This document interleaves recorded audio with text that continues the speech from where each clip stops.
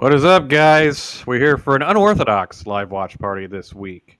Uh, just it's unorthodox, but no Buckeye game today, which is a national tragedy. I will admit that. But that being said, we got the Iron Man, Chris Wilds. How you hanging in there, man? Uh, you know, I'm feeling it. I'm a little worn down, a little run down, but hey, I lasted through this morning. We're gonna see how far I can go this afternoon.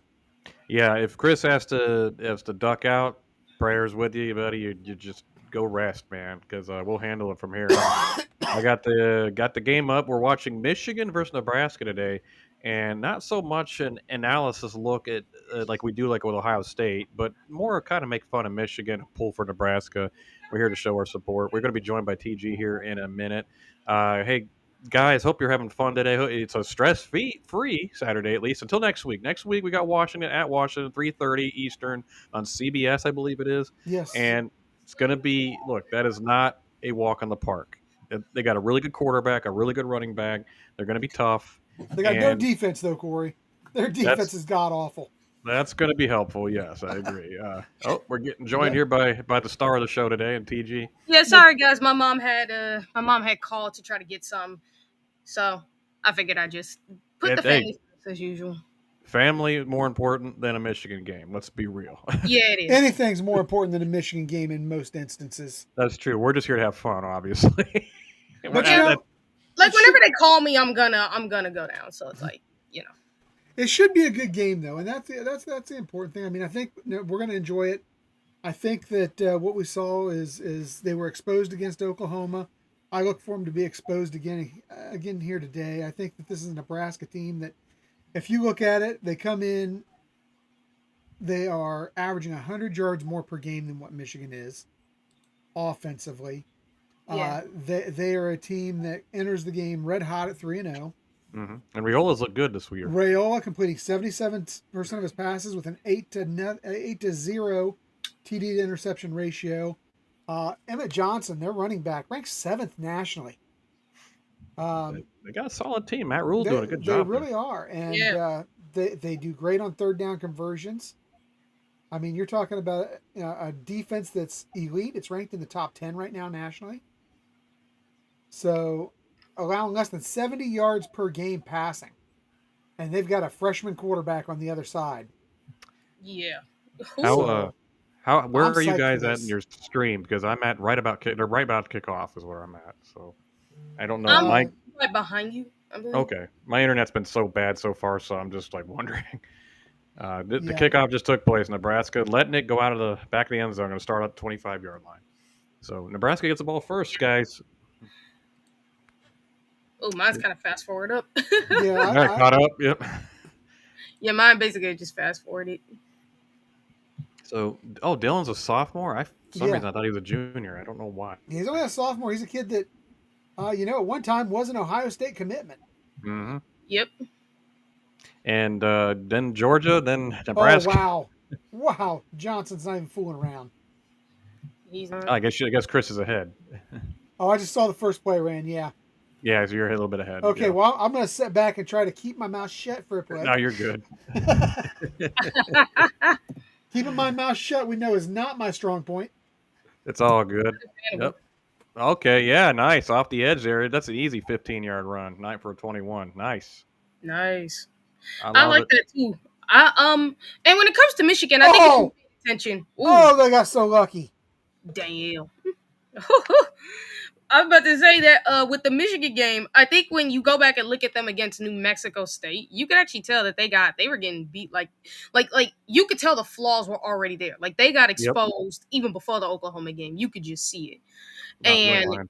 if you were paying real close attention. And that's why I'm glad I was, to be honest, because I was like, oh, this team gonna get destroyed by I'll tell you, Oklahoma. And they Rayola's got to be did, more and careful. Oklahoma should have I was happily wrong about the Michigan Oklahoma game. I said I think Michigan would kind of work them. Oh man, that could be the hand of the face on the quarterback there. Ooh, Oh, yeah, that's nice. just I'm gonna try I'm to sorry if refresh. I'm ahead of you guys. No, I'm gonna try to refresh because I was gonna say I'll pause if you need me to and let you get a play no, ahead of you me good. because It's just that some wow. second and 10 coming up that I haven't seen the play yet. Chris has obviously, and okay, he's Looking right, looking left, steps up in the pocket. I just saw the third down play. Oh, wow, you're way ahead. Okay, nice. There's a third down play because he, he Oh, just maybe got it a was the first down. second. Maybe it was second. Yeah, I was about to say, he just got a first down, so Oh, I yeah. don't know. Yeah, it was I'd be like, Yeah. well, Chris, you're well into the drive. That's a nice a check down to the fullback Ooh. there. I think Oh, it's a fullback. I'll tell you I'm not right gonna now. I'm not gonna pretend to know either one of these rosters like I would Ohio State. I'm just be real. This is I mean, not I the kinda do. Michigan defense that we've seen the last few years. Cheating aside, defensively they've at least been sound Hmm. the last few Yeah. years. This defense has given up huge plays, huge chunks of yards at a time. Oh, They you really mean have. I'm not gonna lie. first down again? Wow, 11-yard run. You know, I thought Wink was as good as well, he's not as good without Stallions, but good with Minter and Mike McDonald there, according to Michigan fans. Of course. But what do we like? They like to pretend like they know everything, but the reality is they really don't. They are the most non-objective fans. Oh, Dylan they're- just They are Oh! that junction where ignorance meets arrogance. that crossroad.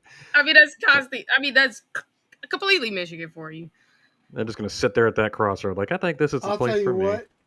I look at this and don't Ooh, get me nice wrong. punt. I think Rayola is a great talent, but he's just sitting back. Basically, this is a Nebraska team doing what it wants right now. Hmm. They And are. he's got to be patient and not try to do too much because twice he's tried to do too much and almost cost him. Yep. Oh, If he sits wide back open. and just takes what they give him right now, Horse they're going collar. to have a big day. Oh, they really grabbed him by the horse collar. That should have been a horse collar. They're like, oh my god, they really don't. They don't call it. penalties on Michigan, and even if they do, they don't actually give them the yards. They really don't. That's an NCAA edict there. If you catch him, you just let them get away with it. And number 9 was completely fooled on that play. He's like, I don't know where the ball's going. All right. Nice little reverse here. Let's see where it goes. Oh, he's got some blocking. Can he get to the edge? A little bit. Yeah, about 7-yard gain. Yeah. Nice 7-yarders. I'm not gonna lie, it's something I've always said is like, let's see how this team looks when they're not cheating, and then you see just how bad they really are. It's like this who you've been your entire century, nice. for the past 80 years, really. It's who They've you've come- been. They've come back down to earth quite a bit. No, they come back to earth as to where they always have been. It's just that, I'm actually looking forward to the next set of years because I don't think they'll be good for a while. I don't they think can buy Ron as Moore much- is it. Let me tell you something, and I'm gonna tell this to everybody. They could buy as much talent as they want. Those guys are gonna leave just because it's like there's no culture. There's nothing there. Like, why would these players stay loyal to a program that really just ain't doing much? And on top of that, you ain't got the coaching that's gonna make you good. So it's like that's the unfortunate part of it. And while I know he obviously cheated, I will say I know you all may disagree. I think Harbaugh is a good coach. He's better than Sharon Moore anyway. So I definitely think they lost a lot. It's like Harbaugh's a great college football coach. It's like if you're talking about a long-term coach, that's where you kind of find him. You're right. You could make a case he's not because he never stays long-term anywhere. No, and especially because he'd be ticking everybody off with how he is. True. It's like you're not going to stay there for this guy. Harbaugh may be less likable than Jim Knowles. That's tough to do right now. Did they get it? He reached across, but I don't know if he got it. Yeah, I'm not sure. I'm still going in the 4th down, so I'm way behind. I think they may have made a Hey, you ain't stand. too behind because might just be catching up too. I don't know. My feed today's just not been good. I don't know. Maybe Chris noticed it right when I logged in. Yeah, he's probably about a half yard short on that stretch. Oh, he did not get it. No, there's no way. Dadgummit. That's, You know what though? I don't hate that. I don't hate it, but it's air out of the sail and it puts momentum in Michigan's hands. I don't hate going for it down there. Now you got your good defense. You've got a. I don't even hate the young call; it's just not quarterback. executed well. Yeah, like the call was good, just not very well executed. That's the only difference. If you get executed properly, it would have been. 50 ran into his own guy because he got stood up. And that definitely would never work against Mason Graham or Kenneth Grant. So. Oh, no. No. So What's super funny is Kenneth Grant's not really doing so well in the NFL, but like Mason Graham actually is the one Michigan player that is.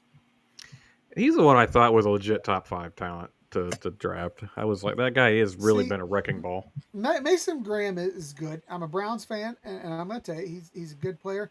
I still think they overdrafted him.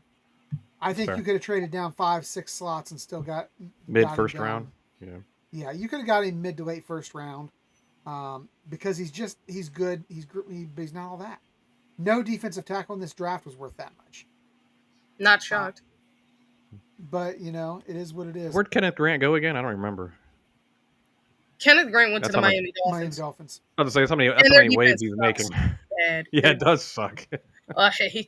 Like, bruh, and think about it too. You're supposed to be the guy who can help stop the run, and you have like teams that are just straight up running against him like crazy. Look what John Taylor did against him a couple weeks ago. Jeez. Right, and it's like, remember we talked about it with Tyreek Williams, and I've been watching him, and I'm like, you know what's funny? You're supposed to be just like how Tyreek Williams is.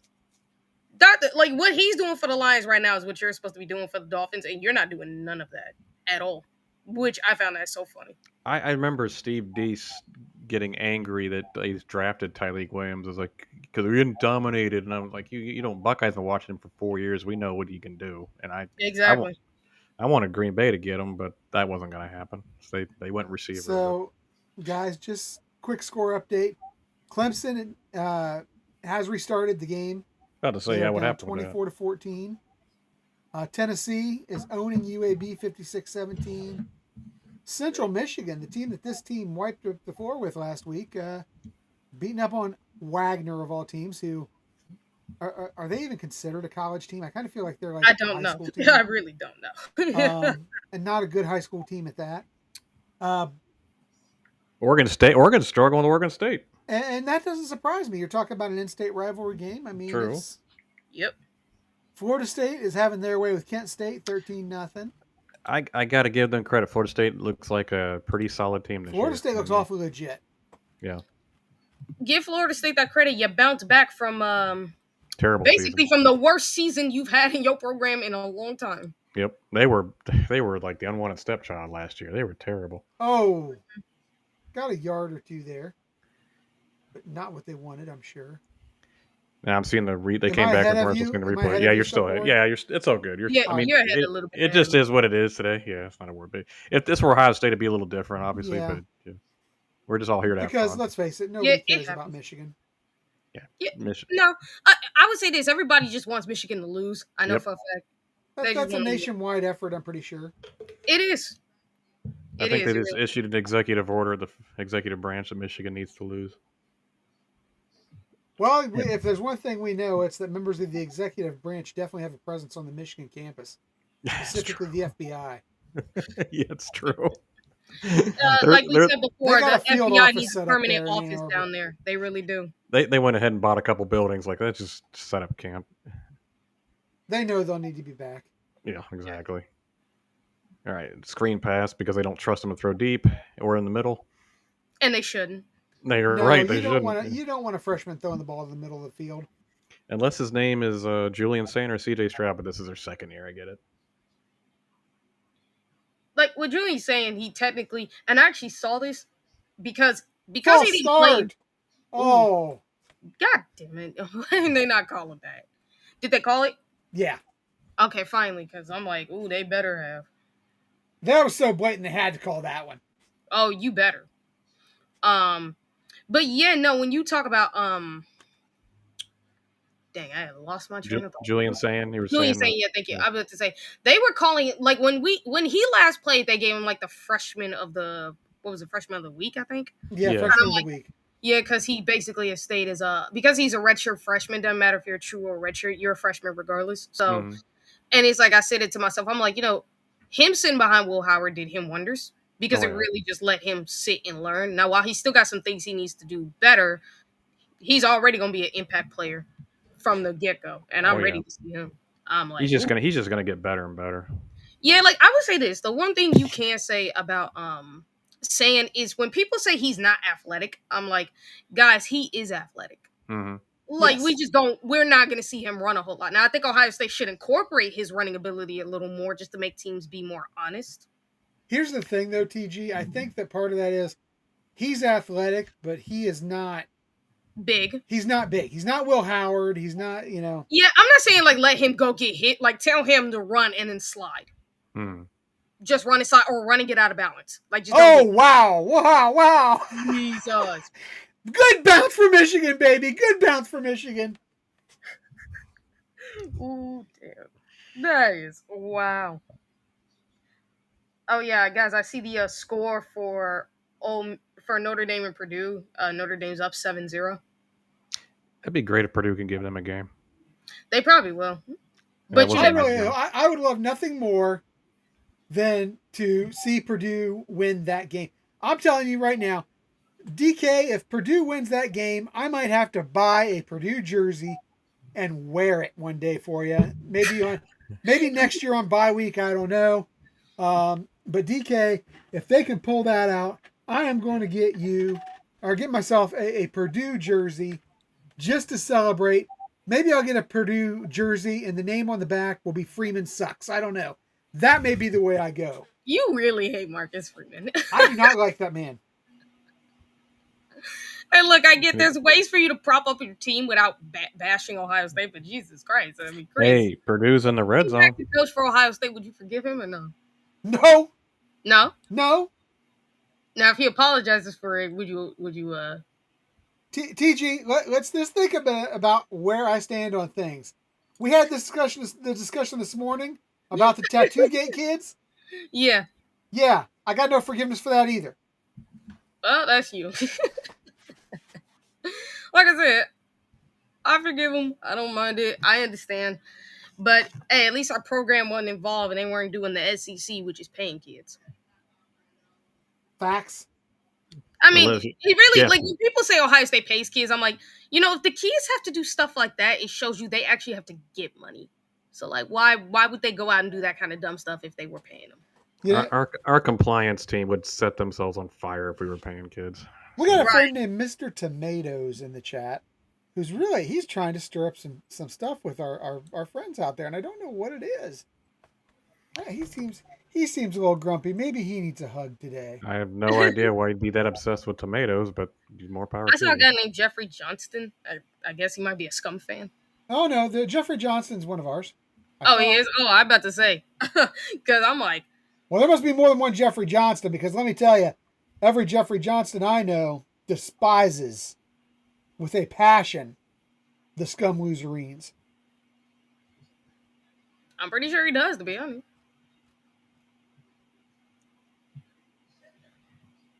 I just want to see Michigan lose. Is that so much to ask in today's world? No, I ain't too much. If they were to lose each and every game, I would gain great joy from this. I still laugh. I know a lot of people. I'm sorry. No, you go ahead. You're good. I'm about to say, I know a lot of people think their schedule is so easy, but you also have to think about like just how bad their team really is, because their defense ain't as good as it was the year before, and their offense is still garbage. Like, while you got a better quarterback play with Bryce Underwood than you had with the previous two, it's still garbage because you got nothing else. No receivers. He's got a long way to go. Yeah. And think about it. Even when the run game actually does well, it's when you guys are managed to find these defenses that actually miss their gaps. Because, again, like I said, against New Mexico State, their run game was getting stuffed. It was getting stuffed. And then when they broke off these big runs, it's because New Mexico State got out of their gaps. And then that one big run they had against Oklahoma is because Oklahoma got out of their gaps. And look, I'm going to give Michigan this credit. You managed to trick them. You managed to do that. Give you credit for that. You managed to trick them. Well, deception is Michigan's strong point. Although it's true. If you have to deceive New Mexico State, I think you got problems. I mean, they did deceive them a couple times. But it's like I said, I give them credit for deceiving Oklahoma on that one. I do. That's true. They got 1-1. Yep. They won at the half. I was thinking, don't make this a game. Come on. Oh, jeez, third down. Come on, guys.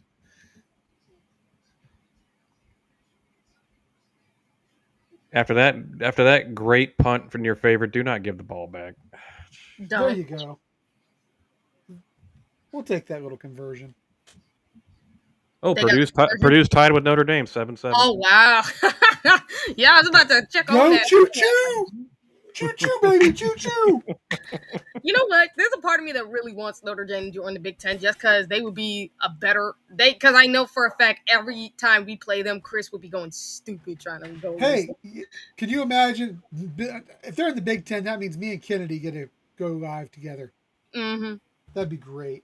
Not to As mention much the as my fact that cousin- hey, as long as Freeman's the head coach, it's a guaranteed win every year. I would okay. You can say that with Notre Dame every year it was a guaranteed win because we could beat them with any coach. Facts. But and let's be real, you never know because Notre Dame do be making these games like worth something because there are times they come this close to beating us at times. So and that's what makes it fun. Is like this is like a rivalry game in a sense, and it's like more entertaining even than the Scum game because most of the Scum game we usually be kicking them. Now I know this time it's been more entertaining with the Scum game just because they have actually beaten us and it's actually been a game even when it shouldn't have been. Last year was an anomaly. Yeah. Last year it was mostly just play calling and coaching strategy. That's what that was like, mainly on the offensive. It was bad. That game was called so poorly, especially when the players have a team meeting just to call out the coaching. So. Yeah, it's really on the offensive side of the ball where that was, not defense, because the defense is doing a job. I still go back to the fact: should Will Howard have been in there? I think he was hurt. I think that he had a concussion. He had a little concussion because he got. How little did they trust Devin Brown? Jeez. I would assume it wasn't. My assumption was they didn't trust him a lot. Yeah, they couldn't have. I mean, you would assume he's good enough to beat a terrible Michigan team, but especially when your defense allows technically. I'm not giving him that touchdown. That was on the offense that Michigan scored their touchdown, but yeah, absolutely. Goal line stand, they give it right back to him. I'm like, okay. Well, there's no way they're stopping him twice in a row. Oh, he was looking to the flat the whole way. Steps up. Oh, he was looking the flat the whole way. That's kind of a rookie mistake. He was. Yes. He's got to learn how to get out of that. He's got to learn how to work his progressions. I think who's his quarterback coach? Oh, I see the guy stepped on his foot. Okay. Oh, that's an ugly kick. Man. I bet that hurt.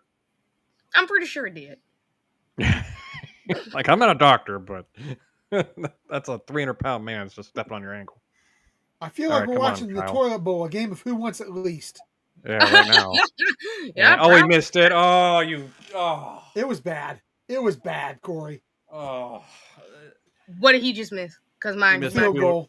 Oh my God! You telling me? Oh my God! The field goal kicker, bruh. Right. Come on, Nebraska. We're begging for y'all to beat Michigan. Come on now. They don't want to win. They we just want to be competitive. We're happy. We're happy to be here. If you're Matt Rule, you should realize that you should be able to beat this team. But it's I think Dylan Raiola's got to learn how to go through his progressions better. Like whoever his quarterback coach is needs to help him with that. Because again, why is it that like our quarterbacks do so good? Is because Ryan Day puts the emphasis on them going through their reads and progressions. That needs to be an emphasis. Glenn Thomas is the quarterback coach and co-offensive coordinator for the Huskers. In the past, he served as the OC and quarterbacks coach at Arizona State, as well as an assistant role with the Pittsburgh Steelers. There's no excuse for somebody with that kind of experience to not have a quarterback getting past his first progression. Yeah, that was bad. Just staring at these like that wheel route. Like, okay, let me see if it gets. Oh, it's not gonna get open. Let me wait for the pocket to break down. Yeah, that should never ever be like you should be teaching them how to go through their reads progressions pre and post snap. Look at Julian saying now. He's already going through his progressions and a lot of plays. But you know what? I am going to say this. Julian Saint's a bit of a freak. I don't know that I've ever seen anybody process as quickly as he does as young as he is. I mean, other than CJ? I don't know that he doesn't process quicker than CJ, to be honest. I don't think he's got the God-given arm talent that CJ had. No. But I think he may process quicker than what CJ did. CJ has the best overall arm to ever come through Ohio State. And I say that knowing that I love Dwayne Haskins. His intelligence was like off the charts of how well he was able his football IQ was great. Yeah, like his football IQ. That's actually one of the biggest things I've always said about, and I've talked about it with Sean. I did it with Mika the other day, and I did it with others. You need quality, not just quantity. Like, yes, that's what you need. Traits, intangibles, character, and leadership is what makes you a great quarterback. And it's the same, and that's how it works in the NFL.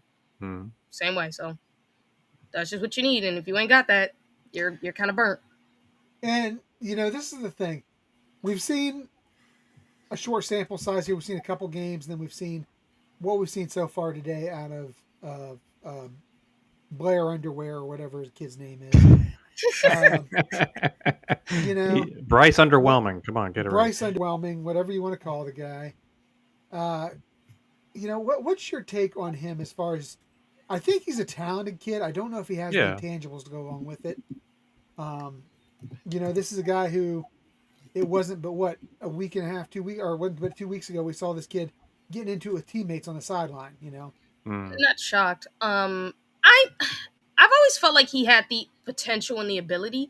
I just wasn't sure if he could. That's the thing. I'm like, you have the potential, you have the ability, you have you have everything you need. I just need to see the intangibles when it matters. But here's my thing. He's at Michigan.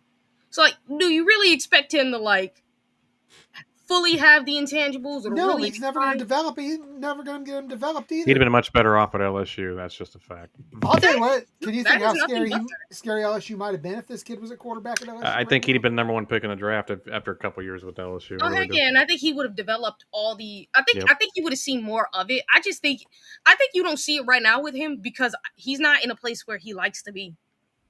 Like he's only here because of the paycheck. I gotta interrupt you, TG, because Chris Lane sends a $5 super chat. Thank you, Chris.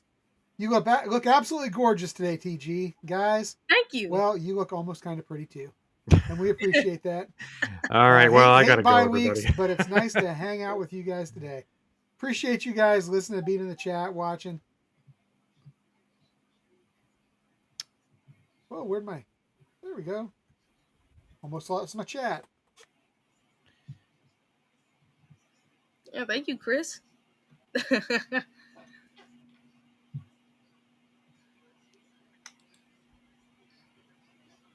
I'll tell you, Michigan's putting a little something together here. Yeah, they are. Yeah, they look like they are right now. Yeah. That's Well, you can't keep Nebraska keep ruining opportunities. So it's like you just can't wait. It's like they have opportunities, they just don't take advantage of it like they should. Exactly. How do you go into the red zone and go with that great punt for them and they get no points out of it? That's just wasted time. It really this is. Game should be 14-0 right now. Easily. It really at minimum 10-0. And now Michigan's figuring out where where the gaps are. So it's like, yeah. Well, more so than anything, I think they're exploiting the coverage a little bit on the outsides. Yes, absolutely. Although Syracuse increased their lead. Thankfully, they're still Michigan, and their receivers couldn't catch a cold. That's the facts. I think the one good athlete is at Morgan. Is the one they have on the outside. But if he doesn't run good routes, he's not a great receiver. They don't have a great receivers coach, because if they did, their receivers probably would be much better. Oh yeah. Godwin dropped an easy pass right there. Yep, and they keep like screen pass or roll them out. They are just like limiting Underwood. Don't read anything. Just there's your target right there. Exactly. That's how it should be. But I'll tell you what, Nebraska's not tackling for squat. No, they're not. They need to work on it. Like, I don't know how in the world you're not tackling. Give Michigan a little credit. They got some fire in this one. Why is my comments not staying up? Let me try to see. Oh, they're showing the blitz. And yeah, he got him out there. Oh, yeah, terrible tackle. Jeez. Wow. Chris, I feel sorry for you, buddy. He laid 17.5 with Clemson. Why? Why would you put money on Clemson? That's not a smart decision. Is this the end of Dabo, guys? Has to be. It should be. It has to be. After the comments he came out and made last week, I mean, He's feeling it. There's no way he's not feeling it. They're like, dude, it's been 9 years since you won the title. We're way past honeymoon at this point. Oh yeah, by the way, guys, Notre Dame's up 13-7. I guess their keeper must have missed the extra point.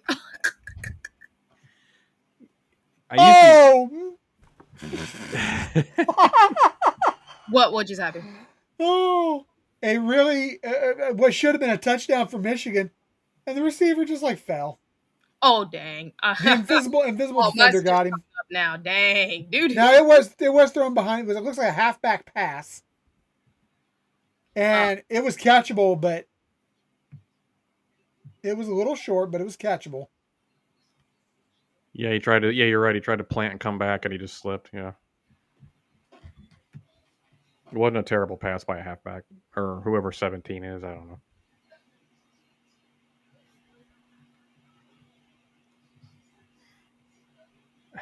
That See, run this up the middle is not going to work for you, boys. this would, if I know Michigan fans are bragging about how good Underwood is, and I'm watching this game going, guys, they're protecting Underwood as much as humanly possible in this play It reminds calling. me of what Ohio State did with Julian in game 1. Yeah, 100%.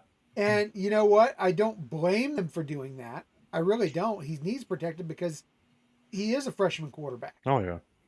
He's a freshman, but here's my thing. When you're playing against I don't Texas, it's one thing.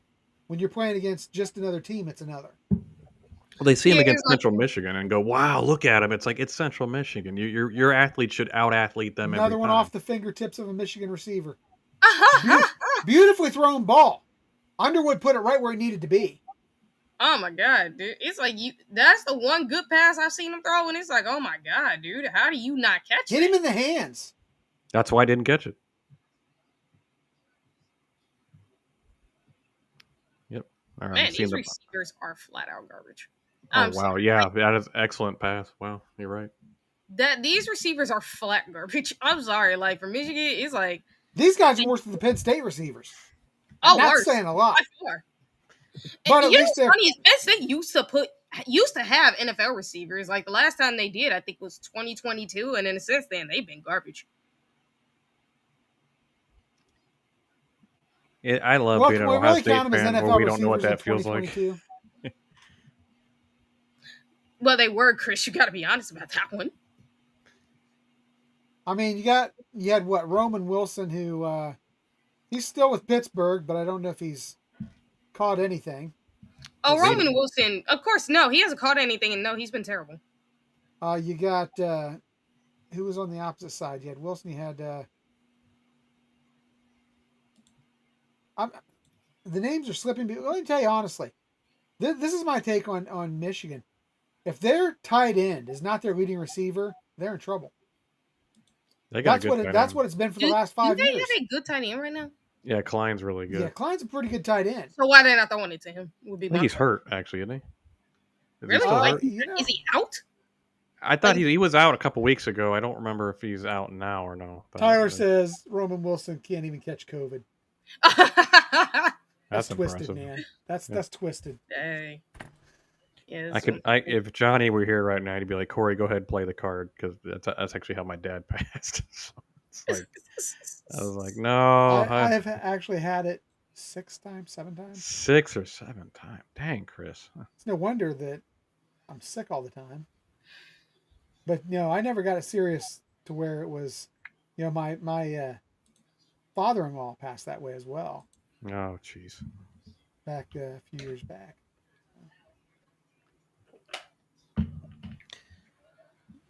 But yeah, everybody gets COVID. So yeah, if you can't catch COVID, wow.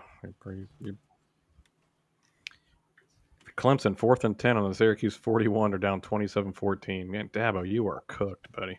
Bruh, that is terrible. Just garbage. And it's like, dude, what happened? Last year you had this team in the playoffs. People thought you were coming back. What happened? All this talent coming back and you're worse? That doesn't even make sense.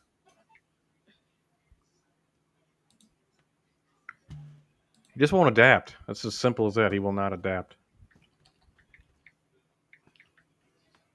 Well, if we ever lose a player to Clemson in recruiting, I just think, wow, that was a bad decision. But okay, dude. I mean, we did to a offensive lineman. Yeah. Mm-hmm. Yeah, like, and it was like, I bet you right now he's looking at that regretting to himself, like, I probably should have went to Ohio State. Yep. Exactly. Yeah, he's an Ohio kid, so like that's what's worse. It's like you got showed a bill of goods by Dabo, brother. Mm-hmm. Yeah, he's, hey, my faith tells me you should be here. Okay. So let me tell you, as I'm looking at this, Michigan had an extensive injury report for today, but honestly, yeah, Tyler, it was Adam Guthrie. You're right. Extensive injury report, but nobody that really matters. Hmm. That's because Michigan all doesn't their matter. players outside, like it's kind of funny how like the one set of like people the only good receiver you have is literally the tight end, and like if I'm every team, my first focus is take away the tight end easily. That's my Yeah, and that actually makes it a little. Now, I don't know, and Klein. I mean, he is good.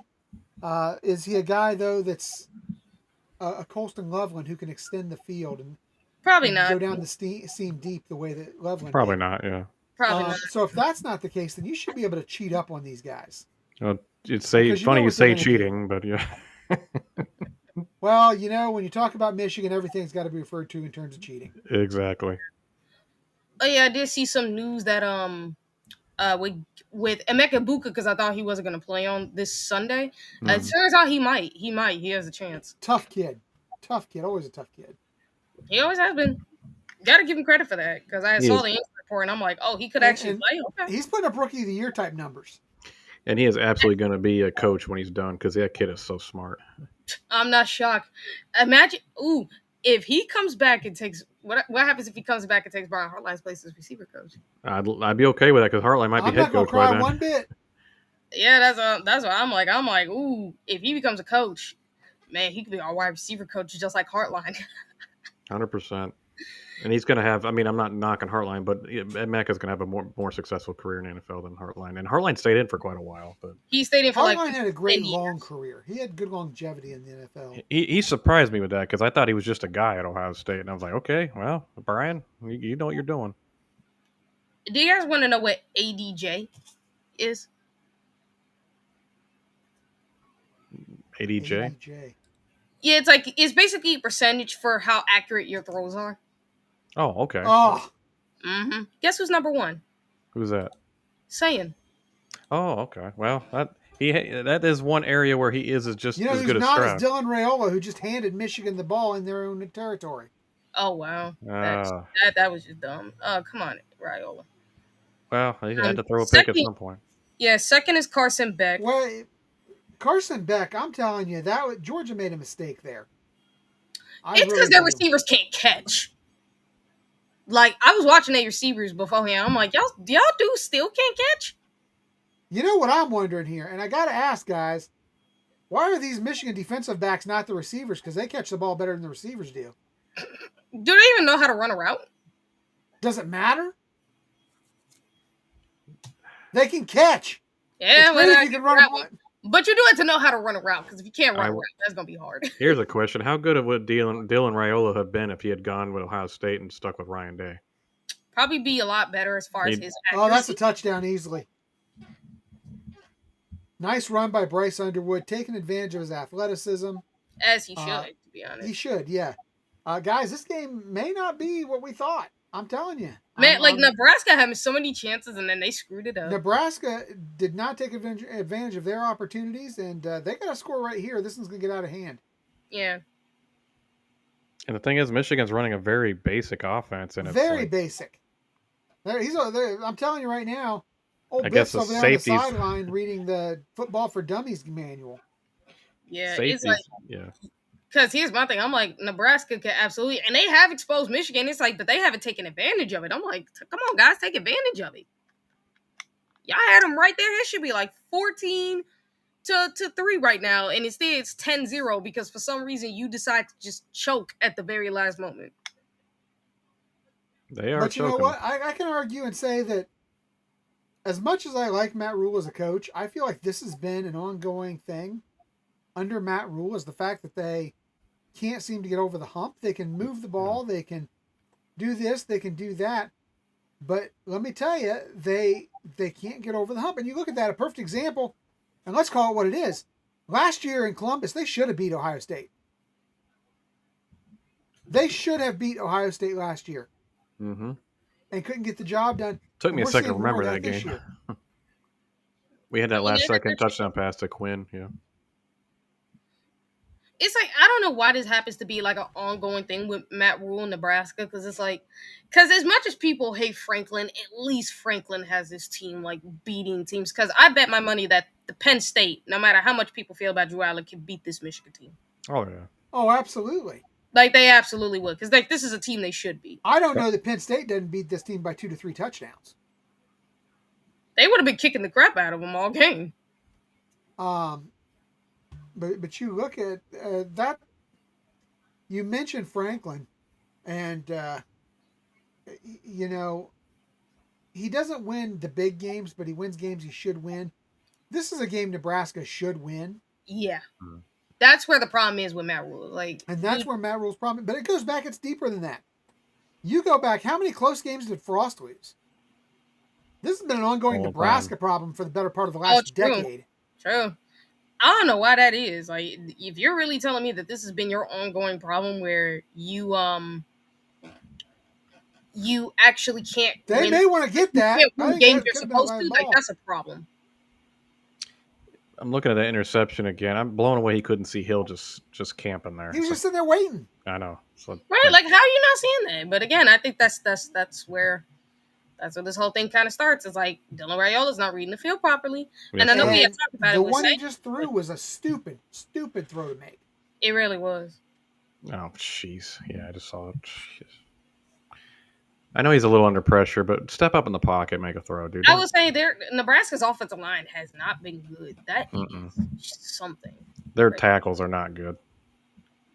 Yeah. Oh, yeah, they stunted in the tackle. The left tackle just got completely... Wow. They need a better offensive line coach. If you're really telling me that is an ongoing problem, you need a better line coach. And that's Dylan's uncle, I think, Dominic Raiola. Yeah. It was an excellent center in the NFL, but 10-0 the Scum, and yeah, we're into that end of the first. Yeah, you know, my impression is Nebraska blew it.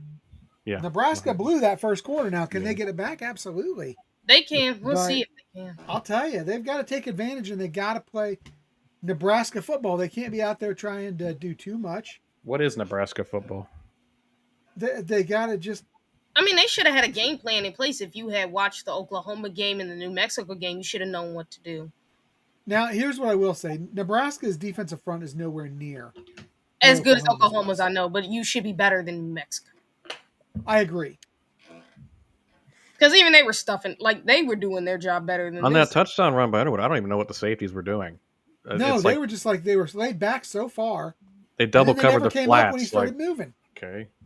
The flats were covered, and they still moved to the sideline. It's just like, buddy, this middle is just completely wide open.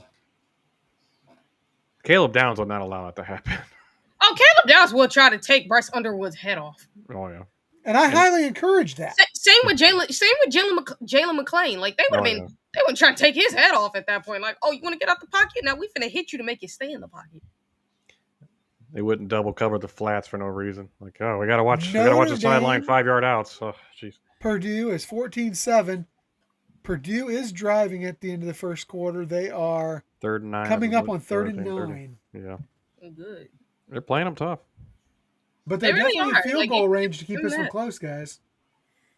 Yeah, I'm with DK, Chris, everybody. I want Purdue to win that one. I would love that. No, yeah. You want to know something funny, Chris? What's that?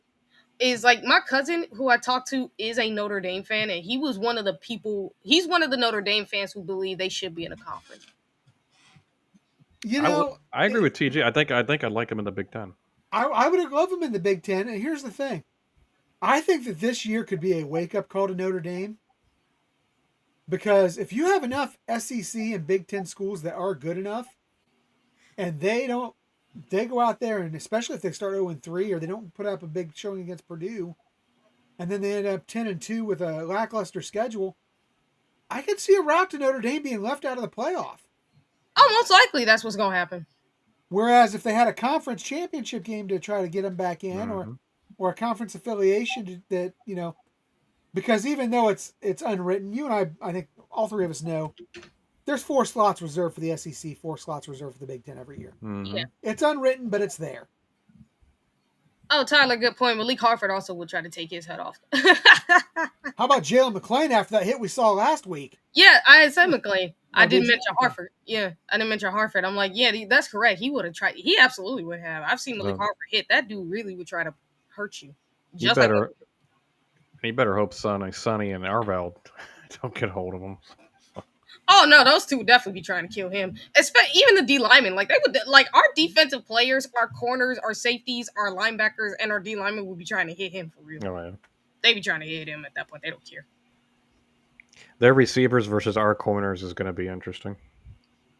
It's not even going to be a real matchup. It shouldn't be. There are going to be a lot of screen passes that day from Michigan, I can tell. Oh, I bet my money that Ohio State's going to be like, all right, let's pay attention to these screen passes. Let's pay attention to these short passes because this guy can't throw a deep ball. Now, he may get a deep ball every now and again, but can these receivers really get open against you? No.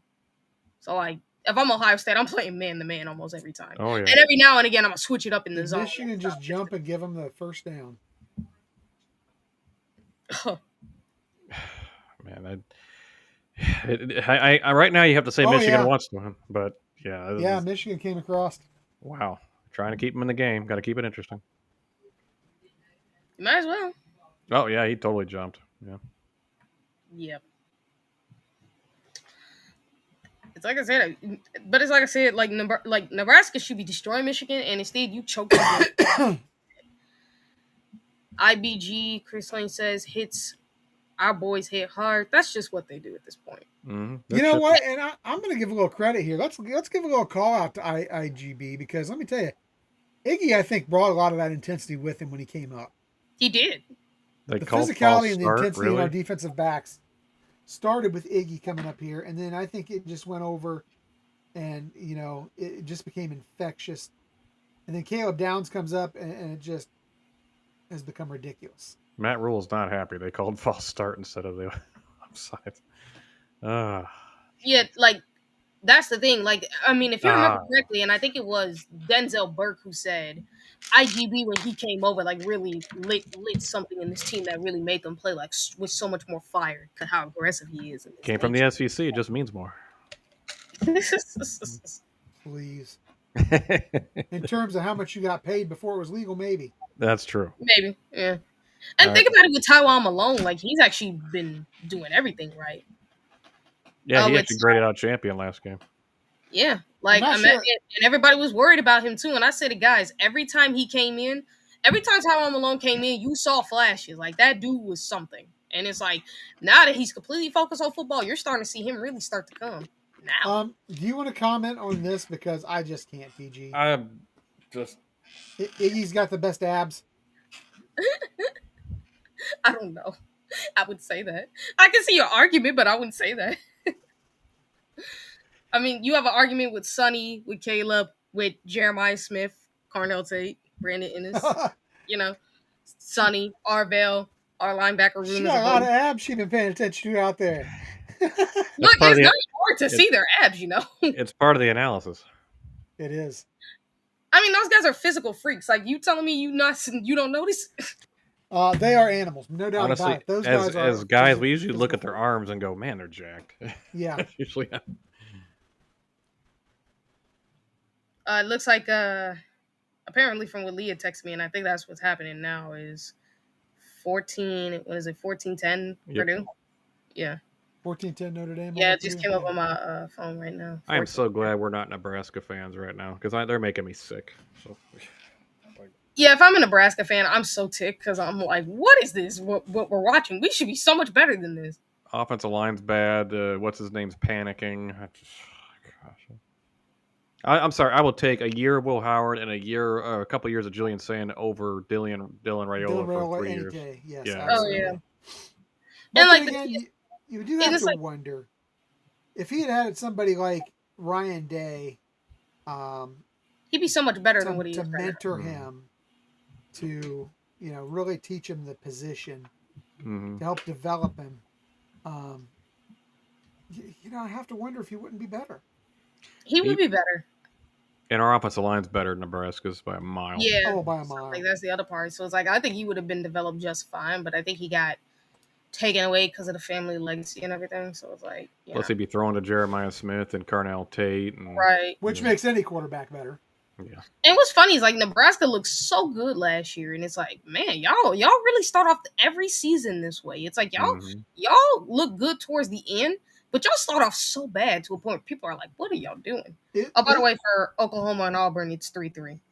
is there anything to this that Nebraska's issue may have started when they hired Rayola's family to help get the kid to sign? Maybe. Possible. Most likely. Because you mentioned it, Cory. Rayola's uncle is the Offensive O-line line coach. yeah, Dominic, yeah, and he was great with Detroit for like a decade. So I mean, So I can see that higher if they because if you felt like he could probably put the offensive line to play better, I can understand that. I mean, being a former offensive lineman, you would think he's better. yeah, You would think he could coach. Kind of like what you see Ohio State do with a lot of their former players, like Tim Walton, James Laurinaitis, Brian Hartline, Nate Ebner. Like Nate Ebner, you got these yeah. guys coaching, so it's like, hey, it's working for Ohio State. Maybe you could try to see if it works for you. And instead, it's like I'm just not right. Some people don't have the makeup. I mean, let's call it what it is. Some people don't have the makeup to be a coach. Beautifully overthrown ball. Beautifully overthrown ball. Bryce Underwood? Yeah. I'm not shocked. Into traffic, but he aired it out about 10 yards past the play. Yeah. Oh my God, North Carolina 10-0. Like they are down 10-0. and UCF's in the red zone, gonna get another field goal. Yeah. Yo. I don't think Bill's the answer there. I can see why though they wanted to try. I mean, oh yeah, NFL coaches coming to the NFL, like coming to college football, and you've seen it work for Ohio State so much, and I think that's where a lot of teams kind of see it's like it works for Ohio State. How about we try doing it? And it's working for us this year. It's been working for a while, actually. I mean, think about it. How we get Ryan Day? It started with getting him from the NFL. It's true. So, and he's our head coach, and look how well he's doing. Like, yeah, for granted, he's a first-time head coach, and he had some hiccups, but you see how much better he's doing. So, he's an elite head coach at this point in college football. So I used to play around the idea that Dabo was still better than him. I'm like, that's a dumb call, Cory. Good job on that one. Because Dabo clearly ain't in his league anymore. Yeah, and think about it too, like with how with how college football is going, it's more like it's going semi-pro. So balls out! Oh my God, Nebraska got it. I think. Oh, come on, Nebraska! I don't know. The Michigan guy may have stolen it from him at the end of the pile. Oh, come on, man! I haven't seen the play. It's coming. Oh, Tyler says they have it. Yeah, like mine kind of came towards came a little bit behind Chris, but like yeah, it came. I'm like, come on, baby. That was just a great rip there. That was a great rip. I just saw the play. Yeah, wow, that is a great rip. Yeah. 16 or 18. Apparently, yeah. Like Tyler, I think he's somewhat right there with you, Chris, and he says they got it. Yeah, number 8. He possessed it. Singleton with the recovery. I will take it. So he got it. That's good. Yeah, and I'm seeing it now too. Yeah, he got it. If you really think about it, thank you, Nebraska's defense. You actually did something. Now let's see can your offense capitalize like they should. Midfield, so that's a good starting spot. Just shy in midfield. Man, that is like textbook rip. Wow, that is beautiful. Man, if 8 would have never got that ball, he would have been like living with that. Like he just gave him a first down. Good job, guys. Right. I was a little worried. I'm not going to lie. It looks like everybody's going to try to pick up and run with it. And just worry about securing the damn thing. Just Come on. Secure the ball. They got Underwood looking at the laptop on the sideline. Well, this is where you effed up. Yeah. You held the ball like a loaf of bread. All right, we got about a 4-yard run here. 2nd and 6. Yeah, let's see if Nebraska can turn this into some momentum, hopefully. I hope, man. Come on, Dylan, don't panic, please. Oh! You know what? They're going to call pass interference, but I think that was good defense until he head slapped him at the end. Well, you know what? If you can't head slap, what's the point of playing football? I know, right? What's the point of playing football if you can't head slap? I think it was a Giants left tackle who did that, or somebody from the NFL just slapped. Oh no, he had hooked him earlier. Yeah, it was that's bad. Interference. That's a good call. Yeah, no, I've seen it. Like, yeah, he hooked him earlier. I don't think. And then if you do the head slap, that's still kind of. He didn't get a head slap so much as he got around and he just whacked him with the forearm and the face mask. Yeah. No, Notre Dame's driving. Ugh. But guys, I don't know if you saw Texas Tech versus Utah. Texas Tech looks awful good. They paid a lot of money, so they should be good. It doesn't just because they pay a Is there lot of the money ball doesn't in mean there? they always are going to be good. Because No, I agree. Yeah. like we learned Texas A&M was a prime example. Syracuse 34-14. Uh-oh. Do you think it was like Varsity Blues at the halftime and they refused to come out unless Dabo would leave? I think somebody took some cortisone shots, that's for sure. Mm-hmm. Johnny Moxon, I don't want your life. I'm not shocked. I bet right now that Dabo's wishing he had the Mox instead of the Klubnik. Ah, jeez.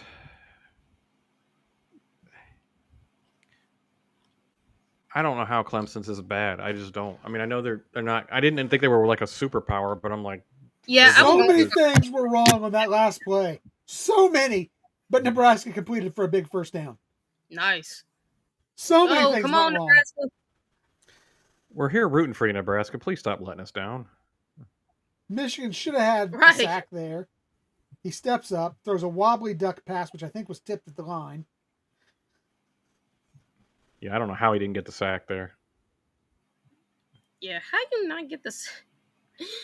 Bro, can y'all not tackle? Yeah, it's a good. It was a duck, but it got there. Yeah. They just let it free. Yeah, that corner blitz he just came unblocked, and Dylan did a good job of. Wow. Okay. Good Give first. Dylan that credit right there. Yep. First good play of the day by Dylan. Oh yeah, I've been flexing. Yeah, dude, you've been trash up until now. Dude, you've been trash up to this point. Don't flex. Don't flex until you put some points on the board because you should be up 14-3 right now, and y'all been choking. So like, put some points on the board and then start flexing. Whoop this team like you're supposed to, and then start flexing. Exactly. Wait till the scoreboard says Nebraska's up with 0 time on the fourth quarter. Then you can flex. Mm-hmm. We got to beat Michigan this year, guys. Nice we absolutely should. We should have been beating them the last 4 years. I agree. I just can't take another year. We got to beat them this year. Big dog, let me tell you, we've already been talking about this one a lot today. Dabo be gone. Dabo's gone. I mean, he ain't gonna get fired like mid-season or nothing, but he's gonna be gone. Oh, for sure, he should. Unfortunately, a coach that I like a whole lot may be fired mid-season. I love Fickle, but man, I don't see it. I mean, it's just been a disaster since he got there. Maybe he's one of those guys that's a better DC than he is a head coach. Although he was good at Cincinnati. Small school head coach than he is. That's maybe I think he took on too much too early with Wisconsin. We're seeing proof that he should not be the Ohio State replacement for Ryan Day if Ryan Day ever chooses to leave. But you know what? He's not. I would definitely put him in the running for a DC position. Yeah, DC is a great DC while he was here. Absolutely. Oh, face mask they got away with. Oh, my goodness. If I'm Nebraska, I'm going to want to say something because, like, that is completely stupid. How are you not calling face masks on that one? He can't hold on the ball forever, though. He just sits back there, and then he panics and stops looking downfield, and he starts looking at the rush. Did he? Okay, he got it. I thought the little squirt missed another one. Yeah, it was a face mask, but what are you doing? Don't take your eyes off the field, Dylan. He totally starts looking. Chris, I absolutely love Fick. I think he's a great coach. I just don't know that he's cut out to be a head coach at the big time level. He had a great run at Cincinnati, shocked people. I would love to have him back as a defensive analyst for the rest of the season, and then possibly slide him into a defensive position somewhere. Maybe he'd be our next D-line coach. That was my thought. That's a Notre huge Dame step up 21-10, by the way. Oh, yeah, they did get a touchdown. I forgot to mention that. Well, at least Nebraska's in the game. One-score game. If you have to ask this question, you haven't been watching this show. What question was that? What question? I missed it. Freeman or Fickle? I mean, as a head coach, I got to go Freeman. Neither. Well, if you got a gun to my head and I got to pick one, I'd pick Freeman. I'm taking Fickle. Just out of spite. That's just out of spite, Chris. The reality is, if I want a good head coach, at least someone that's competent, I have to take Freeman. Even if I don't like it, I would have to take the guy that's better at his job. I would. Mm-hmm. You're going to pay him $10 to $12 million a year? Can't count to 11. Hey, He's the one time that happened, yo. I'd say his defensive line coach can't count to 11. Not just his defensive line coach, his defensive coordinator. Yeah, exactly. The coordinator, which I think is gone by now. I think, or is the offensive coordinator? They've switched a couple of times. Who's that? Notre Dame? Yeah, both. Yeah. Because they were all excited about Tommy Rees. I don't understand why people even keep hiring Tommy Rees. It doesn't make sense to me. But that's right, Andre. You know where it's at, right there. And look, I can understand why people want Fick, but it's like seeing what he's doing right now. I don't think I would. I really don't. Honestly, if you had to ask me who the next head coach of Ohio State should be, I would say, I'm nuts. I know I'm nuts, but put me on board with Brian Hartline right now. I would agree. I think. I could agree with that.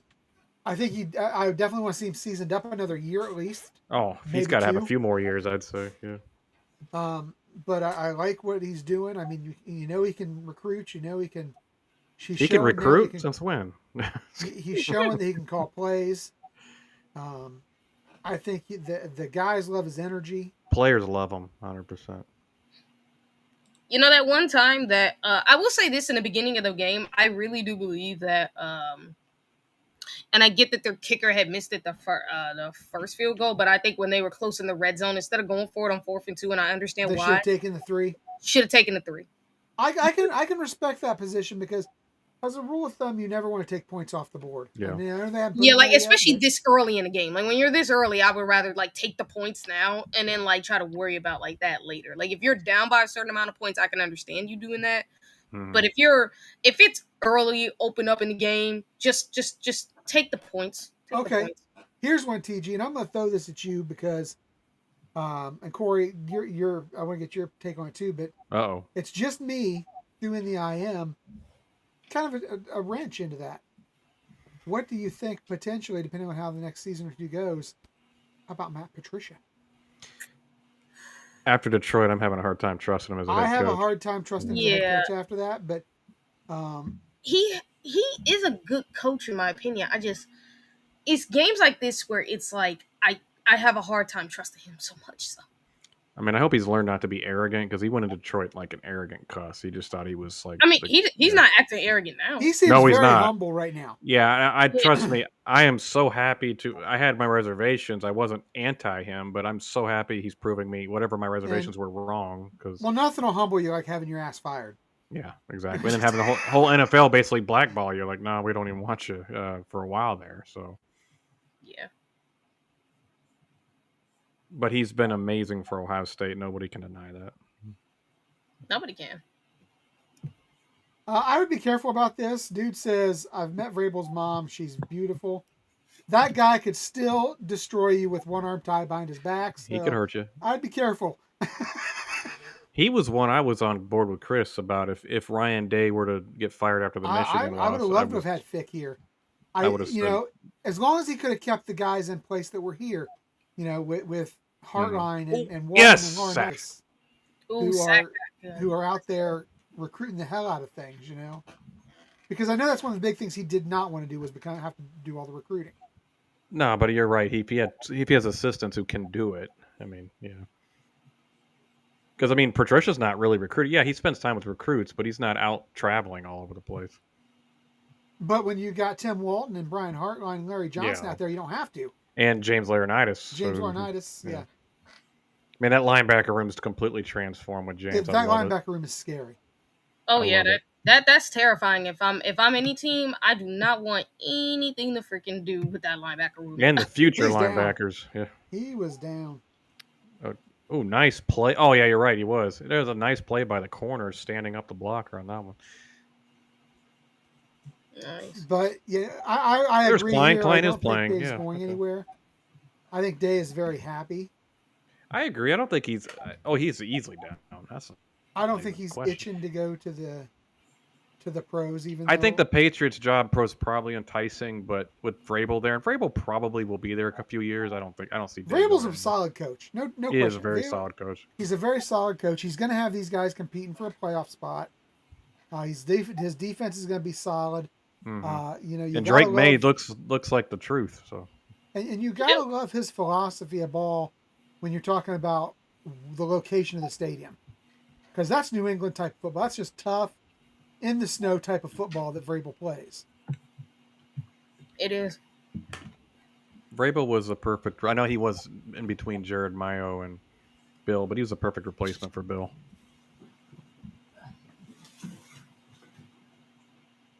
I'm glad they held him to punt at least. Oh, nice. Oh, real nice. Chris Really nice. Chris is really happy. Well, they should have got him at the point of the catch, and he put on about 20, 25 yards after. I'll take it. We never do that. How come? Oh, you're right. That should have been down. Yeah. Oh, man, that dude's shifty. Well, nice return. Total respect. That's a good return. I mean, it wasn't much as I thought. Maybe about 16 to 18, but that's better than he's going to go down return. at the point of attack there, and he's take it, take it. Yeah. Now go down and score. Now Andre thinks that Ryan wants a couple more natties before he goes anywhere. You think so? Oh, I think so. He said so. Yeah. He literally said so. Oh, dang. Notre Dame's defense. Wow. Trash. I mean, they're not trash. Did they pick them off? Yeah, they pick them off. Okay, I don't know why. Because I remember I was thinking about last week. Sorry. Yeah, I'm about to say, I think you're thinking of last week, but their defense was not doing great. It's just that they ended up, their defense, I will say this from watching that play back, it's like that defensive player really did do a good job. I give him all the credit in the world because the quarterback had the right read, but that defensive back, like he made a great play to cause that interception. So I got to give that to him. Well, they're going to beat Purdue, unfortunately. So it is what it is. I mean, I know Chris. I mean, even if they do, it's like Purdue was giving them a game. Yeah. So it's like, and that's the big thing. I want to see Purdue give them a game. You want to see progression with Purdue. Yeah. I just want to see Notre Dame suck. I don't get Clemson. Like, Klubnik actually has good numbers. So I'm not watching the game. So, and actually, the running back is averaging 8 yards per carry. How are they only got 14 points? That is What's ridiculous. the turnovers? It has to be a bunch of turnovers. Yeah, I'm looking. No, only one. It looks like.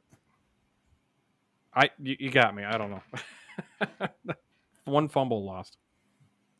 Hold on, I could check something real quick. That doesn't even make sense to me. Wow. Okay. I guess they're just the defense is not getting off the field. That's the only thing I can think of. Most likely. Let me see. If I told you Klubnik was Clemson has only punted one time. If I told you they were two turnover, yeah, they got that one turnover. Nope, they punted 4 times. I thought I saw something that said one originally. I'm not sure what that was. No, they punted 4 times. Both teams have punted 4 times. So here's a question for you guys. While we're on commercial, is Bo Jackson finally get the start against Washington, or do they stick with Donaldson or somebody? I think that he doesn't get the start, but I think he gets the most carries. Yeah, I think here's what they're gonna do because I don't think for Ohio State that like starting like the number one or who's the starter. I think they'll switch it up every now and again. Like I think you may see Bo Jackson get a start at some point. James Peoples, Donaldson. Like I think they'll rotate between those 3. All 3 of them are gonna start all 3 of them are gonna get carries. I love the fact that we've come away from we're never playing freshmen ever to, okay, they're good, we're putting them on the field. I love that we've got there because it used to be under Urban, it was getting so frustrating. It was like, you just never play freshmen ever. It's like you can't tell me that Von Bell wasn't better than the guys we had when he was a freshman. And it's just stuff like that for years. And now Ryan Day's like, I don't care if you can play, get him on the field. Yeah, that's how Ryan Day really is. Like, I think it just depends on how good you are because it's like if you're really good, they're going to get you on the field. If you're not, Absolutely. like they're gonna redshirt you and let you just sit back and just like learn. Now, like guys like Rogers and Isaiah West, those guys are really good. I bet my money on it. But they're willing to sit and let those guys get some development before they like allow them. And Turbo needs to put some beef on for sure. Yeah, boy, but he's fast. Oh yeah, he's going to be a great player. I have no doubt. He's going to be a great player, but I think Ohio State wants to keep him for like extra years. Of course, him and Isaiah West, because I think Isaiah West is going to be a dude. Okay, here we go. He's going to be a workhorse. Yeah. Here we go. You guys cannot look in the chat for this one. Uh-oh. This is just for the co-hosts here, guys. Uh-oh. Who holds the Buckeye record for TD catches in Super Bowls? That's a good question. That's a good question. Holmes? No. Okay, wow. Is it Carter? No. Graham? Nope. I don't know. I give up. I don't know. Hold on. I'm just verifying this. Somebody put in the chat. I'm pretty sure it's correct. It is. There's one receiver with 2 receiving touchdowns, one in Super Bowl, what would that be, 38, and one in 39. I think I know who that is, but I can't remember his name off the top of my freaking head. Not sure. You should. We've been talking about him. Brian Hartline? Mike Vrabel. Oh, Mike shit. That is. Oh my god, I forgot he played. I forgot he was a tight end at He lined up times. as tight end at times, yeah. Yeah, like I was knowing who you talking about, but I'm like, wait a minute. Who is it? Who is it playing in those Super Bowls? I gotta remember. And SMU lost again today? Wow. Yes. Wow. So who's winning tonight in the Canes Gators game? I gotta go. I'd love to go with Florida, but I think Miami's the team. Miami's gonna smoke. I think Miami's the truth, guys. I think what they needed was, I think Carson Beck is the truth. I am shocked Carson's actually playing this well. I got to be honest. I thought he was trash, but whatever. I've been wrong before, and I'll be wrong again. When you go back and look at him when he first started, he was really good. And his second year, it's like his wide receivers weren't catching like they were supposed to. And then the injury bug bit him that third year. Yeah, like that's what really hurt him. Injuries and his receivers, that's what hurt him. On top of the play calling, because I'm not going to lie, Babbo, whatever his name is for Georgia, is trash. Boo-boo. Like, yeah, it's like when they had the Raven, who's current off, Monklin, when they had him, the offense was really good. Like they were clicking on all cylinders. And he's going in Baltimore. He's really good. Yeah. Oh yeah. So like when he left, that offense is unfair. If they could actually get some receivers, because I'm not gonna lie, that's still a problem for them. Is receiver. I have to admit, I was 100% wrong on Lamar Jackson. He's been an absolute phenom. I figured he was going to be good. It was just like he's in a right situation with the right coach. They just need to give him some more receivers, some reliable ones. Because like Zay Flowers he's solid, but he's good. He's at a number one. They don't have a true number one. You need a real number one. Like Zay's more of a slot guy, isn't he? In my opinion, I think he's more of a slot guy. But it's like if they were to get real number one, I think they had something. Because you got Derrick Henry and Lamar. Get a real number one, and you got yourself an offense. Well, they need to get Marvin Harrison. Get him out of Arizona. My goodness. They need to hope that Carnell Tate's laying on the board there in the late 20s, early 30s. I was actually hoping Carnell will go to the Jets because they need a number 2 over there. They really do, because outside of Garrett Wilson, they have no one else. Nice. Something good happened. TD. Nice. I'll take it. Take it. Oh my God, my thing kind of. I had to go back and click on my live just to see how far I was back for a little bit. I don't know why. On a 3rd and 8, no less. I'll take it. Oh wow, that is hilarious, Michigan. Good. Hey, Nebraska's winning the second quarter. I like it. At least you're doing that. Come on, Nebraska, let's go. I'll give Nebraska credit. They didn't fold. They didn't fold now.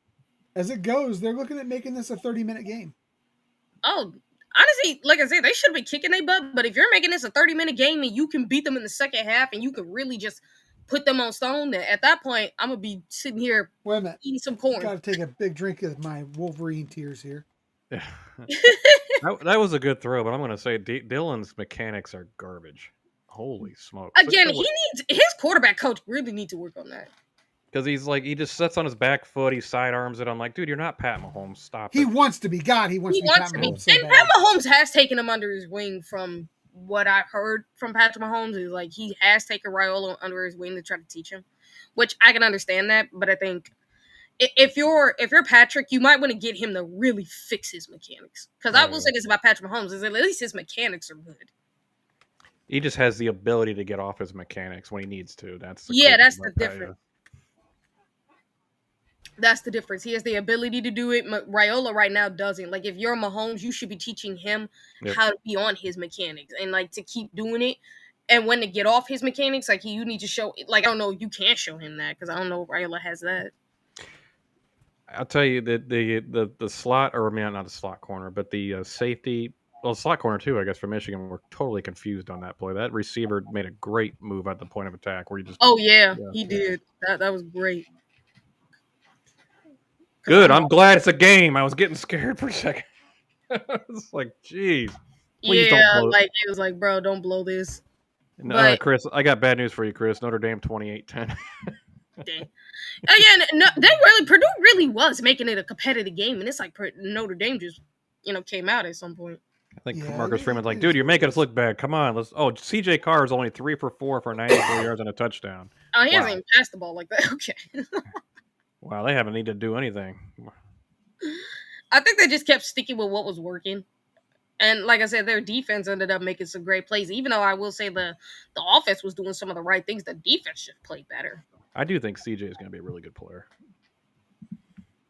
So you got 11 to 16, 134, and a touchdown and an interception for Rayola, and you got a nice long run for Blaine Underwear. Yeah. Blaine Underwear. The Blaine Underwear project. I know it's going to be shocking, you guys. FSU's crushing Kent State. I know, shocking. I shouldn't really be. thought Kent State had a chance in that one. Yeah, me too. I put money on them. I didn't. Ohio's struggling with who the heck playing? Gardner Webb or whatever? Gardner Webb. Yeah, Ohio is not the team we thought they were, guys. Oh, man. My God. Ooh, what happened? Justice Haynes just broke off about a, 80-yard touchdown run. Dang. Let me guess. Got out of their gaps? Yep. Nebraska, I hate you with every fiber of my being right now. You gave me hope and then you let that happen. That has been a But constant. there's still a minute and 50 seconds left. I think it's important to at least get a field goal out of this. Yeah, it is. It's like it's that one time where you're like, stay in your gaps. When it comes to Michigan's run game, just stay in your gaps. Stay in the gaps. Safety took a horrible angle. Oh my gosh. They're making rookie mistakes here. Safety just tried to come up, make a hit, and just sidestepped him. I was like, oh, okay. It's like, no, if you're the safety, you should know better than that. Come on, man. Jordan Fuller, perfect example, would have sat back, made a tackle, made it 12, 15-yard gain. Okay, fine. But safety play in this game is not good. Yeah, he's just... I'm having Bryson Shaw flashbacks. Yeah. Yeah, it was bad. It's like, guys, if you watch Michigan's tape, you should know how to play the run game at this point. Like, I don't expect our defense to make those same mistakes, nor should I. Not with our safeties. Nope. No. Nah, like, I don't expect Ohio State to ever get out of their gaps. I think they're going to know better. Like, I think when they're watching film, they're going to see, okay, we're going to plug these gaps to make sure Haynes, to make sure that Marshall, like, none of these guys get out. Like, we got to plug these gaps. Like, these gaps is what we got to plug. We got to make sure we do that. If you're every team and you're watching Michigan's games, you should know. Stay gap disciplined. Stay gap sound, and you will be fine. Just do that. It's one thing we could say about our defense so far this season. They have definitely been disciplined. That's what you need. Discipline. That's all you need is discipline. And that's why, like, when it comes to our defense going against Michigan, I'm not as worried. I just want to see how the offense does against their defense because I want to see the game plan in particular. I know that our tackles will do a better job than Nebraska's tackles have done. Oh, bro, Austin Saravel and friggin' Phillip Downs are gonna kill their edges. like Austin Saravel, especially Phillip Downs. Phillip Downs has been a beast. We haven't heard Austin's name all season yet. You talked about the soundness and that's because he's been great. Defense. Do you know who the least penalized team in the Big Ten is right now? Northwestern. Now, it's funny, you mentioned them. Northwestern is in the top 5. Ohio State and Minnesota are tied for number 1. Just as we predicted. Yeah. Well, actually, with Ohio State, I wasn't predicting that because, like, last year, they were the most... their opponents were the least penalized, and they got penalized probably more than their opponents did all game. So, it was like, it was shocking. They're averaging 2 penalties per game. Which is good. Hopefully that continues, but I don't trust these officials.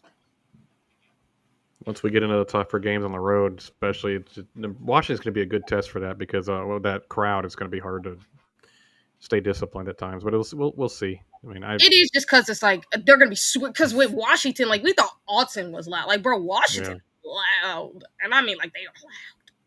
So it's like it's going to be hard. But I think with Ohio State, there's like ways you can game plan for that, and it starts with your like if I were them, I'd start doing like the wristbands. Mm-hmm. And huddling a lot.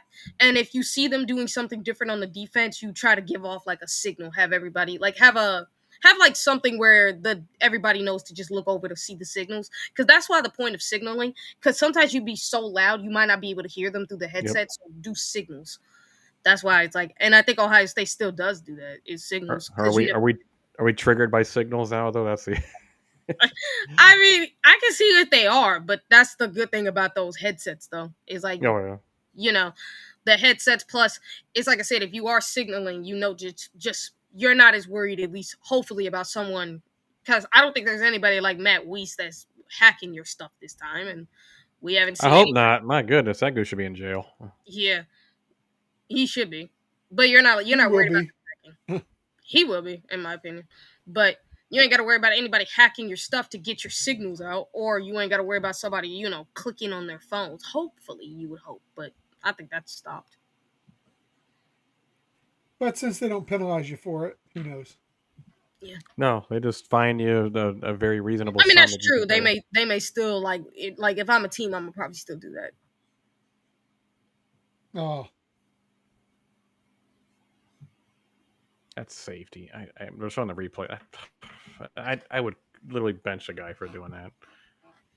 And you should, to be honest. Yeah, because that was just utterly stupid. Just wrong angle and missed the tackle. Yeah, that's good. Glad you're there. To slowly inconvenience him a little bit. And it's like, because the one time Nebraska gets some freaking momentum, and then you just make the dumbest move of all time. But like I said, I'm not as worried because at least our safeties won't do that, and more importantly, our team will be completely gap disciplined from A to Z. Like, because I don't even think you'll see them get tricked by the way the offensive line moves. Because watching that replay, I'm like, man, what's super funny is if they're linebackers, like the way they played those gaps was not good. What the hell was that? Are you watching the replay of the touchdown run? No, I'm kidding. No, I'm watching the replay of this last completed pass, and I'm not sure what the hell position that Raiola threw that on or that pass from. It's a funky arm position. No mechanics. He just thinks again every play he wants to be a Mahomes highlight. That was some Uncle Rico crap right there. Yep, I'm seeing it. Oh wow, that was a great catch by the receivers behind him. He's probably looking at Raiola like, dude, what was? I mean, he wouldn't have caught it anyway because he stepped out of balance.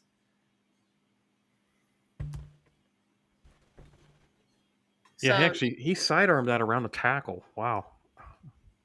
Oh, wow.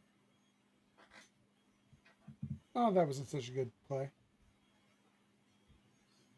This line is so awful. I feel bad for the kid. The line is awful. Now the first down, not midfield. Nice. Yeah. Well, wait till you see the first down play. Oh, Chris is way ahead. Oh, yeah. Chris is in a time machine right now. Yeah, like mine was right there with him behind, and then it just, for some reason, it just started going back. I don't know why. I'm already halfway through the commercials. I'm on Paramount Plus, and they're terrible today. Wow. I'm on YouTube TV. Oh, that's right. Oh, yeah, first down play. Yikes. Okay. Well, oof. Yeah, no, I'm on that app. Sometimes it'd be right behind you, but there are times where it'd be like, why am I this behind when I was just there? But that happens. They are stunning the tar out of this offensive line. Wow. And they should, because this offensive line, for some reason, seems to not be picking that up. You're right. I don't know why it's like Coach, what is this? It's called stunting, for crying out loud. Dude, we've covered this. It should be like, you should. Jesus Christ. Clemson's in the red zone. They're coming back. Purdue's in the red zone. 3rd and 5 at Notre Dame 8. Good. I'd like to see Purdue keep it a little closer. Notre Dame's defense is not what it was the first couple of years with Freeman. Yeah, you said with Freeman, the defenses were really good. I mean, it's still good, but it's not as good as it once was. Not elite, yeah. Yeah, like his defenses were elite. It's just that his offenses needed some work. Yeah, like right now, it's like now your offense is actually doing pretty solid. They ain't great, but they're doing solid, and your defense is not playing at the elite level they should. Okay, I hate that second down play with every fiber of my being, and I'm pissed off that they're basically waving the white flag.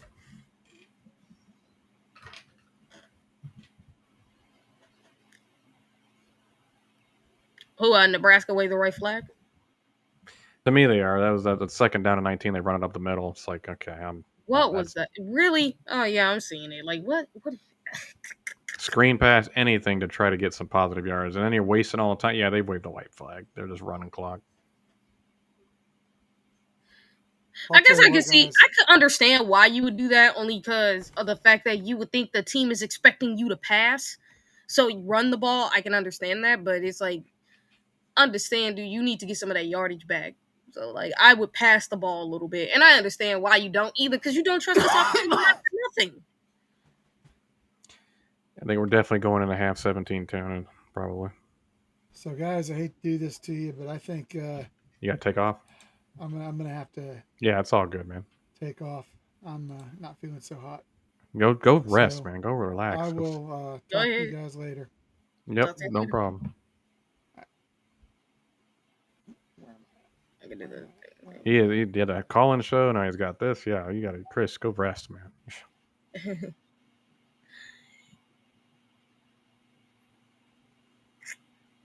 I hope the viewers are okay with that little block being empty there. I don't know how to switch it all around and stuff like that. So. Oh, I could try to figure it out real quick. You could tell Chris was getting a little quieter and not feeling well. Yeah, that's understandable. I mean, that happens. Like, trust me, I've been through my sicknesses before too. My sicknesses are so bad. He's going through pneumonia at the moment, so ugh. Don't mess with it. Oh, I feel bad for him. Oof. Yep. Don't mess with it. Filipino Rain Man, I don't think Michigan's necessarily looking good as much as Nebraska's looking bad. Yeah, Nebraska's just looking bad. Like, Michigan's actually looked terrible this game. They really have. And Eric is not in the chat. He's at, I think his stepdaughter or his daughter's graduation. I can't remember. I don't think they're dominating at all, Rain Man. It's 17-10 right now. They have one fluky play, and Rayola gifted them a great field position on where he should have seen the, should have seen the defender sitting there, Hill. So I wouldn't say they're dominating. Yeah, they're not dominating. Tyler's saying touchdown Nebraska with the 1 second. Did they throw a Hail Mary and it? Oh my God! If they did, brother, if they did, man, I think he might be ahead on that one. Yeah, Tyler is a head. I know that for certainty. All right, here it is up in the air, and oh my gosh, touchdown Nebraska! Wow, that is ridiculous. Michigan. I thought you just said they were dominating Filipino. Whatever. Wow. Oh my God, your defense must be that terrible that you let them do that. I love it. And then now they have momentum going into the half. Oh my God, that is hilarious. And Michigan does get the ball first, but yeah, that's a great way to end the half. Yeah, wow. I mean, you just got to make sure your defense actually does their job. And they did that with 1 second left. 17-17 at the half. Okay, well, Nebraska won that quarter, and Michigan won the first quarter. So the fact that Rayola actually pulled that off is hilarious. And the fact that Michigan actually let them is so stupid. That number 8's a good receiver for them. He really is. He's a good receiver. Like, he caught that. That is impressive. Love it. Oh, that's number 2 that caught that. I can't. His number was scrunched up. I thought it was number 8. Oh, was it number 8? Oh, yeah, it is number 2. Oh, he's been a good receiver for them. I thought it really did look like a number 8. Wow. Love it. Wow.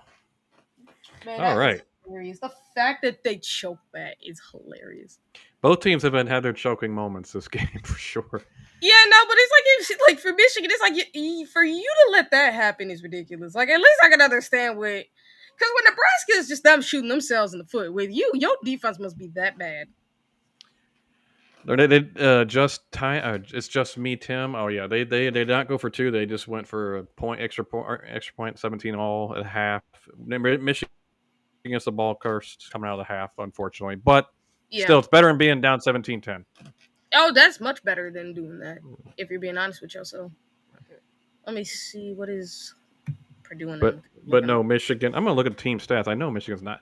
Dude, Nebraska has more total yards than Michigan, 254 to 187. Oh, by far. Oh, my God. Yo, They got Purdue 8 more. forced a fumble against Notre Dame with like a minute and 40 left in the half. Packers are And going to do it's about the Cleveland. I think they're going to beat Cleveland, but I don't think it'll be pretty at times because that's how Green Bay does. They win, but they don't win pretty all the Cleveland time. against the Cleveland against the Green Bay Packers. It's in Cleveland, I think, too. Yeah, no, they're most likely Cleveland might lose that, especially because Mike Hall, he ain't playing that game either. He's been out with an injury. I hated that he left Ohio State. He would be out by now anyway, I guess. I mean, he was gonna go anyway. Let's be real. Yeah. And if I'm not mistaken, he got drafted in like the second round. So like Somewhere around he's there. been great since he's been in the NFL. It's just that he like this 1 year he has to deal with injury and it sucks. But I'm gonna give Purdue some credit. Like they're giving Notre Dame a run for their money. Yep, 28-13, and they're in the red zone again. Wow. Yeah, that's because they forced that fumble. They forced that fumble. Like they You're got right, a fumble yeah. against Notre Dame. That was hilarious. I'm like, dang, Notre If Dame. it's 28-20 going to the half, that'd be interesting. That'd be fun. I know for Chris, he'd be celebrating. I feel for DK. I know he's wanting to at least be competitive. Like, Purdue's so much better than they were with Ryan Waters, at least. Yeah, I mean, Ryan Walters is a great defensive coordinator. He's not a great head coach. And that's just how it is for some guys. They're great. Like Wade Phillips is the ultimate example. He was never a great head coach, but man, he was the best defensive coordinator in the NFL for a while. I mean, you say the same thing about Matt Patricia. Yeah, now and Luke Fickell right now. Even though Luke Fickell did have himself a good run with Cincinnati. Yeah, he had himself a good run with Cincinnati. Like he was actually really good at Cincinnati as a head coach. And it's like when it comes to these bigger programs, I don't think he's a great head coach. Well, I mean, his 1 year with Ohio State, maybe that was more than just a down year for Ohio State. Maybe he just wasn't, I mean, I said it before. Like we could have won so many games if he had made better coaching decisions, but he was not ready to be a head coach at that point in time. So. And we didn't have to. I mean, I love Braxton, but he was just learning on the job essentially. And, And here's the funny thing: like Ohio State had chances to win like multiple games at that point too. So it's like they had a lot of chances, and I'm like, oh, if we tweak these little things, if we did these little things better, man. And we were like maybe a foot or two from beating Michigan that year. Bro, we were one throw and he overthrows him. A little bit, yeah. I'm like, oh my God, Braxton, you had him wide open. I was actually shocked we played well that game because that Michigan year they were 11-2 and they won beat Virginia Tech on one of the big bowls, and I was like, man, I can't believe we actually took them to the wire. Yeah, I couldn't believe it either, to be honest. I mean, actually, I could because I mean, like the rivalry game, you expect it to be close always. I'm not gonna lie, with what we've seen Ohio State do to Michigan, it's like Ohio State at their best versus Michigan at their worst. Ohio State usually is just dominating them as usual. Whereas, like with Michigan, you see Ohio State in their down year, and somehow you don't dominate. It's pretty much like how we say about Ohio State in 2024. Like you had your best, like for granted, we were still figuring some things out, and we did have injuries we had to worry about because we did lose Seth McLaughlin before the Michigan game. So it's like, yeah, we had some issues, but we actually could have absolutely dominated them in spite of all of that if we had a better game plan. That was a problem. Like this year, like Ohio State should dominate them because you are a much better team. Like I expect the defense to not allow a freaking big run touchdown. Now, do I think that's going to happen in the game at some point? Like big runs happen. It happens, but and Michigan's not without talent. They have talent on that team, so they're. I mean, but do these guys really play together very well? I'm not saying they're a great team, but I mean, like Justice Haynes is a pretty solid running back, and they get the gap once in a while. But that being said, you're right. It's just play gap sound football, and he'll get a 15. Yeah, that's all it is. Because like as good as Justice Haynes is when he has like a lot of space and when you're out of your gaps is when he gets you. If you're being gap sound and you're paying attention to this guy at all times, it's like him and Jordan Marshall. It's like they're not getting much against you. You just got gap discipline. And I'm not because anybody on Nebraska be able to start for Ohio State right now, to be honest with you. No. And the fact is also it's like you also have to be able to because for Bryce Underwood is really good. He reminds me so much of Caleb Williams, where it's like you're good at like passes in like 10, like in 10 yards, like 0 to 10 yards or 0 to 9 is where you're really good. When you're in an intermediate, you have some good balls here and there, but you're mostly inaccurate, and then deep balls is where he just sucks. He's thrown one decent deep ball today. That was it, and it just and it's the only good deep ball he's thrown. Yeah, I mean, even the one against Oklahoma was just the receiver making a play on it. It wasn't even a Actually, great it's more pass. so that the corner didn't turn his head around, because if the Yeah, corner turned his head around, that would have been an interception. which is Ohio State fans know what that's like. Jeez. I mean, we'd be begging David to do that a lot. Now he's done better at it. I'll give him Oh yeah. that. He's been better at it. He's been I don't know who's the number one really between him and Jermaine. They're both pretty on equal footing, but they're both been really really good this year. So It's not surprising me with David, because like when he first came to Ohio State, he was actually really freaking good. I mean, he was right there with Denzel as far as like the two corners you would not throw against. No, yeah.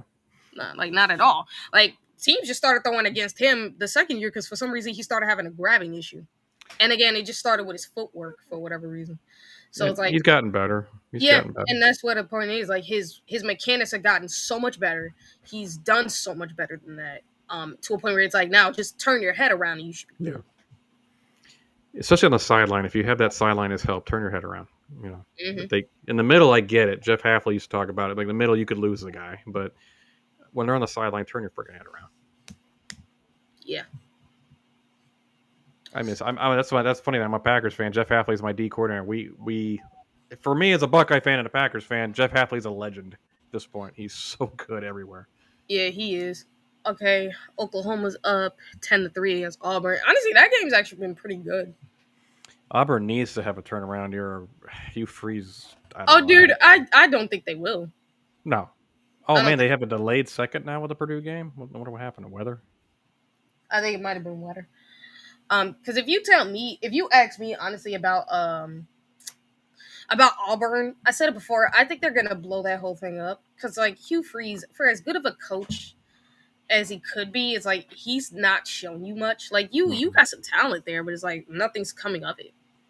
And he'll recruit with the best of them as illegal as possible. So, and it's like it's still not working. So like something's wrong. Well, when you just, like you said earlier, when you just buy your teams, it doesn't always work out. Like, so Ohio State has to have standards with who they buy, you know. Yeah, like for Ohio State, because everybody keeps bringing up, like, because every time you talk about it, it's like the $20 million is what they bring up. And then when you have to explain to them, the majority of that was spent on players that were already here for like 4 to 5 years, or guys that were here for like 3 to 4 years. You have to explain that to them, where the one player that actually got paid like the seniors, the one freshman, is generational, who's still here. Yeah, you had to by the name of Jeremiah Smith. We just got off Marvin to Jeremiah. Like, that is the one freshman they paid like the seniors, because they knew he was special. And he went out there and put it on the field. And he didn't demand. So we already said the Canes are winning tonight, right? That's the under question, yeah. Times, and I actually love the tackle. So, like, the more they keep playing like this, the more pay they're getting. It's the same with Jermaine McClain. Like, think about it. When he continues to play, and he continues to play like he is all year, he's getting paid. Jermaine Matthews, like, he played as a freshman filling in for Denzel Burke, and we all saw this kid was going to be special. And you don't think that all that time, that even though he was on the bench and he was the second stringer, like, he wasn't getting paid? Like, no, he was getting paid because they knew how good of a cover corner he was. Yep. He was getting playing time. Like, if you are able to do what Jermaine did, you're going to get paid. Even if you're on the bench, you're going to get paid and you're going to get playing time. And I also, unless it's Jermaine Smith, who's obvious a generational guy, I like the fact we don't go shelling out $2 million for an unproven offensive lineman or something like that. Or D lineman or any of that sort. Like, when people were worried about Larry Johnson with his D line recruiting, I kept telling everybody, guys, Larry Johnson's the greatest D line coach there has ever been. Our D line will be just fine. And then look at them. Tyler, I gotta admit, I'm hearing her just fine. So I don't. Oh, dang! Sorry. I'm hearing you. I'm hearing you fine. I haven't heard it cut in and out. So I guess it does kind of happen though, because I noticed that happens with me. Oh, me as well. Oh, wow. Okay. I don't know. Ooh, that's weird. I don't know either. Let me see on my phone.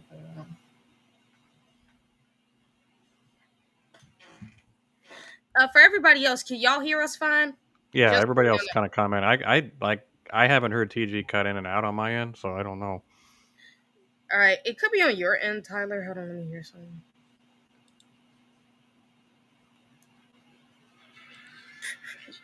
Let me turn that so much. Yeah, so it sounds like, I mean, I can see Tyler. It might be, Tyler. It might be you, because it's like, and I noticed that because that happened with me a couple times too, where the audio could cut in and out on my end for whatever reason. I got a couple people coming in, Lucia and Andre saying loud and clear. So Yeah, and I'm listening to us on my phone, and yeah, the audio's just fine. Yeah, Tyler, that might be coming from your end, but trust me, that happens because that happened to me. I've had it happen to myself. Yeah, when I've listened in. Yeah, when you're listening in, the audio can cut in and out sometimes. It Oh, happens. okay. You reopened YouTube. It's working cool. Good job. Good All deal. right, Good good. deal. Yeah, Oh no, man, but a lot of delay. Have you noticed there's more delayed games this year? yeah, Like I have to assume it has to be like weather problems, and it's like, and it most likely has to be. But I can understand that because like Mother Nature can be unpredictable. yeah, Because like, especially in the South. Oh my goodness. oh yeah, even here in Chicago, because there are times where it'd be like it's nice and sunny, there's no expected to be raining, and all of a sudden it's just downpouring rain, and you're like, what just happened? Like, UCF up 20-3 on the Fighting Bills. So oh, the Fighting Belichick's halftime. I mean, you got to wonder. Bill's 72. It's like, do you really want a 72-year-old rebuilding your program? He ain't gonna be there, and he ain't gonna go back to the NFL. yeah, no, I So don't think he's not going back. Plus, I think he enjoyed himself after, like, when he left the NFL and he felt like, oh, this is life after the NFL. Like, he was happy about that. it's like, I dude, think you're he's going happy. to the Hall of Fame. I think he's happy, like, taking the job at North Carolina just to see what he can do. I actually like the way he had things set up at North Carolina. I actually think that was pretty smart of him. The question is, did you have everything correct as far as your coaching staff? He's set up for his kid to be the next head coach. So I don't know why they just. I mean, Steve Belichick, the funny thing is about him, because he was the defensive coordinator at Washington a year ago, their defense was actually pretty solid. That's true, it was. So, like, I can see why, because it's like, okay, your defense was pretty solid, so I can understand that. And Mac Brown is 105, so they got to move on from him. And yeah, I mean, the guy was like, I mean, you talk about Belichick. Oof. it's like two old coaches in a row. But Belichick his legacy is forever going to be great head coach when you had Tom Brady. I don't think that's gonna be his legacy. I mean, I think that's only seen as his legacy by most. But it's like the reality is he created Tom Brady, so it's like I got to give him credit for that one. So like, and he even had a though you couple of say, years without Tom where he won with Matt yeah, Castle. that's the other thing too. Is like he had a couple years that without Tom he did win a lot.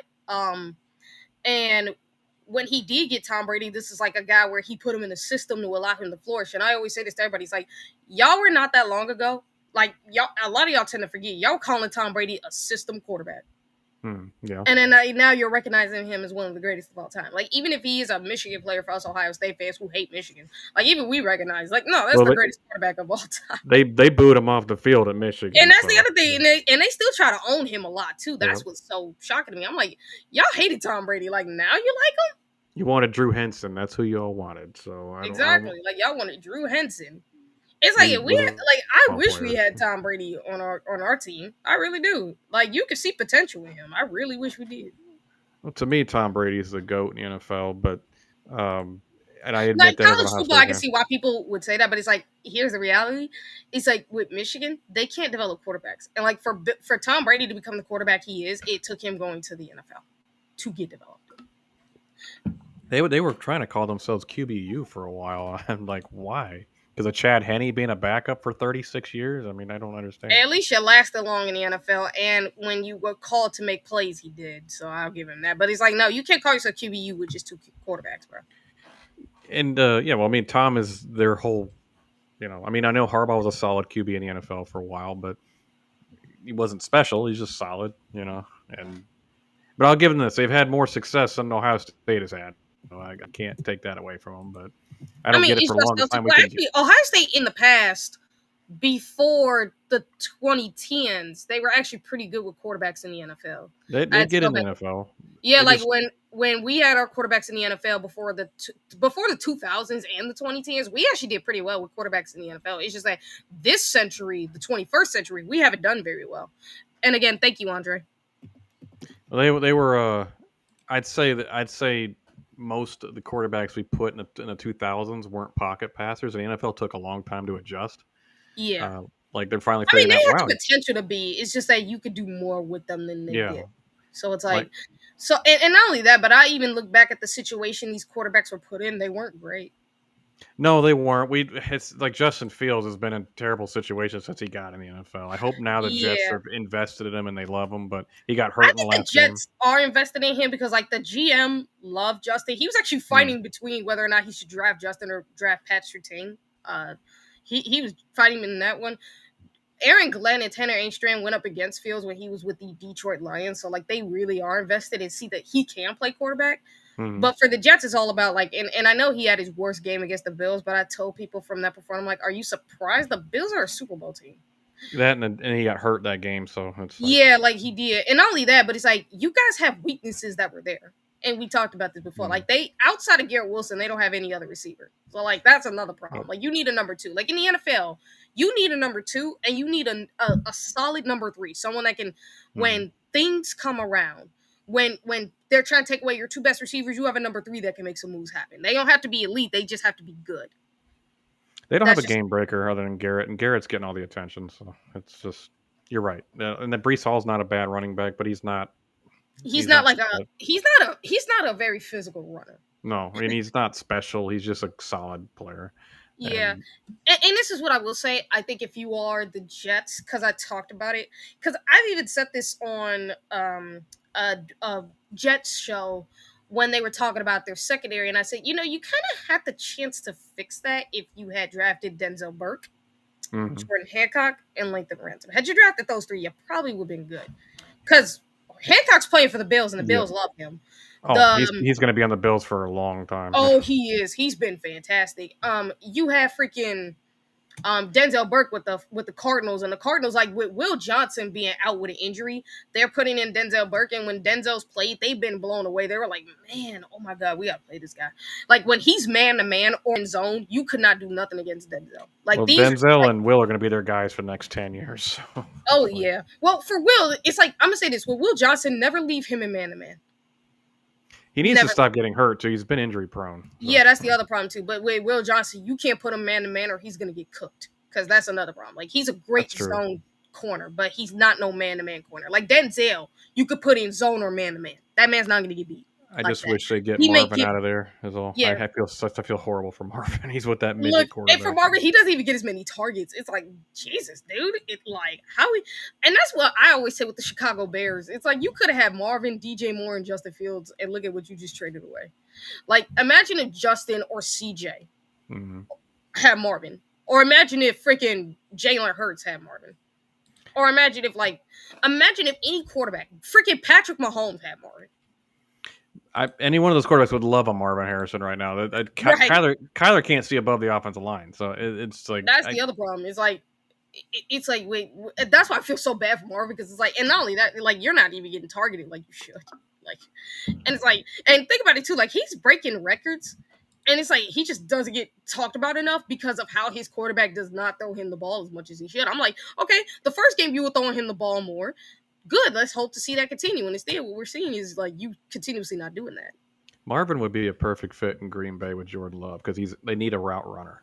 Yeah, they have Golden and Watson who are potential game breakers. I mean, imagine this too. If you're and this is like I said with the Jets, if you really did want a receiver, like Marvin would be that next guy because he fits Garrett Wilson's skill set because Garrett is like that type of receiver that we all know that can. He's not like he can catch the ball with tough catches, but he's not built like that fully. Yeah. Whereas with Marvin, he can run the routes. He has the speed. He has the ability, and he can catch the tough, like the contested catches. He can do that, and he does that consistently. So you get that. It's season for good. Like you got something there. So Mr. Tomato is a red fruit that is pulling for Michigan. Okay. Yeah, I saw that. I'm like, all right, buddy. I'm waiting for the game to start. This is getting annoying. Come on, guys. I know halftimes for colleges are like forever, but jeez. That's the only thing I hate about college football. I love college football. But the halftimes have got to stop. They got to stop being 40 minutes. Yeah. I mean, I don't mind it sometimes because it's like it gives me a chance to like break everything down. Because like with the Nebraska game, we talked about it, like the touchdowns they've scored, they should be up by more points, but instead it's because they kept shooting themselves in the foot so badly. They really should. So I think if you're if you're like every team and you're watching this game, it's like it's so simple what you should be doing against Michigan. Like Nebraska showing you, New Mexico showed you, freaking Oklahoma showed you. Like it's so obvious what you should be doing against their offense and their defense. So that's why when it comes to Ohio State, I'm not worried about our defense versus their offense because I think our offense knows it's going to know what to do at that point. I want to see how the offense games plan for the defense. And I do want to see how Michigan's defense does against Carnell and Jeremiah. Because the reality is, when they bring up what they did against us back in 2024, I'm like, you guys are aware that the game plan was not sufficient about getting Jeremiah Smith the ball like that? Because if we gave Jeremiah Smith the ball more, your defensive backs would have been getting called for pass interference all game for the most part. Because y'all kept grabbing him. Yeah, our game plan wasn't on par with that game, and it is what it is. But Ryan Day. I think for Ryan Day, it was all because he keeps having this thing in his head about the run game. You should have a good run game against Michigan. I'm not going to lie. But it's not the end-all, be-all. Like, you have to have a game plan around having a good run game. Because every game we beat Michigan, it hasn't always been because the run game was so good. Like, yeah, the run game was part of it. But we had a passing game, too, that they had to pay attention to. Like, look at how we dissected them in the passing game. Like, Jim Tressel versus Michigan, where he had the air raid. Because Wink Martindale's defense, if you go back and look at that game, and I forget which year this game was, but if you go back and look at that particular game where they have 5-out receivers, you would see that, like, Michigan's defense was so much like Wink Martindale. That was Troy Smith 05, I think. Yeah, I think that's what it was. Because it was like they were going 5-out receivers. Like, straight up. Because they were making Michigan show. And they could tell, like, Michigan was, like, doing certain things. Again, Wink Martindale's defense kind of shows you that's what they were doing, basically. And he was exposing them every time. So, like, he made Michigan have to adjust to that. And then on top of the fact that you had Troy Smith, who was a running quarterback that you had to pay attention to, which is the other thing. Like, he was a threat to run, yeah. But he's a pocket passer who could run. And, like, Troy Smith was that one quarterback I see. You know, if he landed in the right situation, he probably could have been a good NFL quarterback. Yeah, I agree. He could pass in the pocket, but he was also a good runner, too. Like, having that mix is great. And that's what I love about saying. NFL hadn't caught up to guys who could move yet. I mean, they like Randall Cunningham and Michael Vick were it. And then nowadays, I think they have just like over half the league has guys who can run now.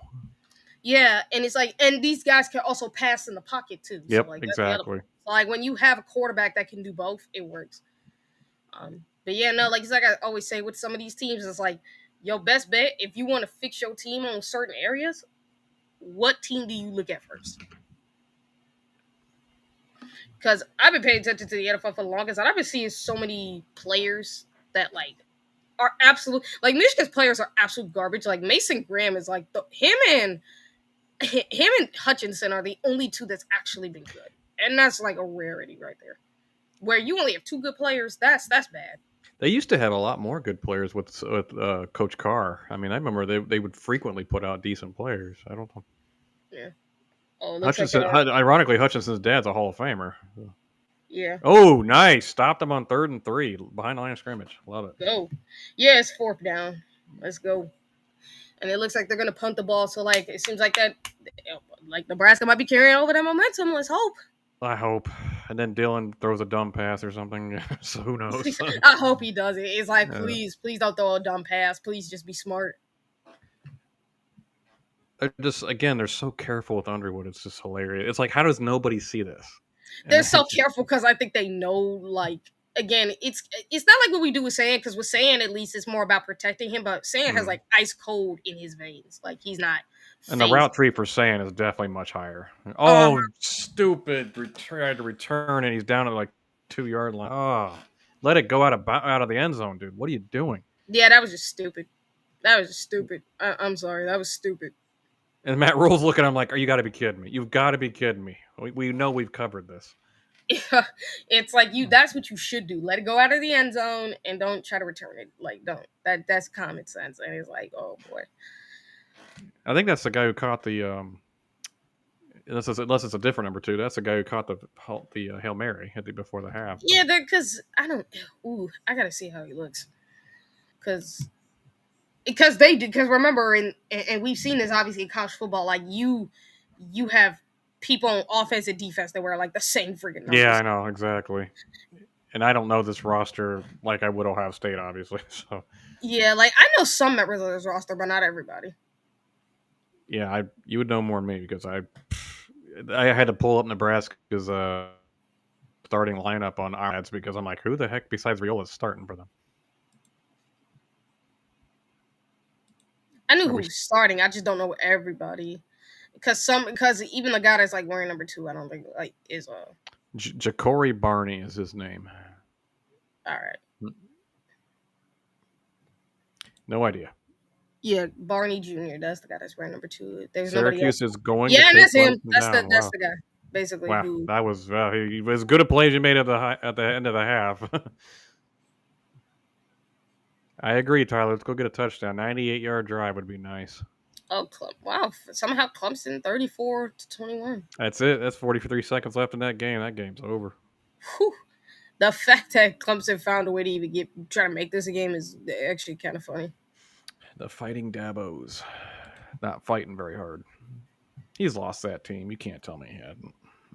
I think he has too. Yeah, I really do. But I think if you're Nebraska, your first thing should be, okay, let's try to get out of the red zone. Yep. Get first down. Like, every 2 drive is a first down Mm-hmm. before we get a touchdown. Agreed completely. Try to get from just get positive yards on the first play. Oh, 100%. Get positive yardage, put yourself in a position where you can get a touchdown, or if anything, try to get and if you can't get field goal, because I can see it. Had they gotten a field goal earlier, I think they would have had, let me see here, it would have been 3, then I know their kicker missed the second one, and then I think they would have been have 6. Mm-hmm. So you would have had 6 points, and if you made touchdowns like you are now, you practically would be up by, I think, a couple more points. That's why I'm laughing at these Michigan fans. They were dominating. No, you're not. No, you're not. Y'all been terrible this game.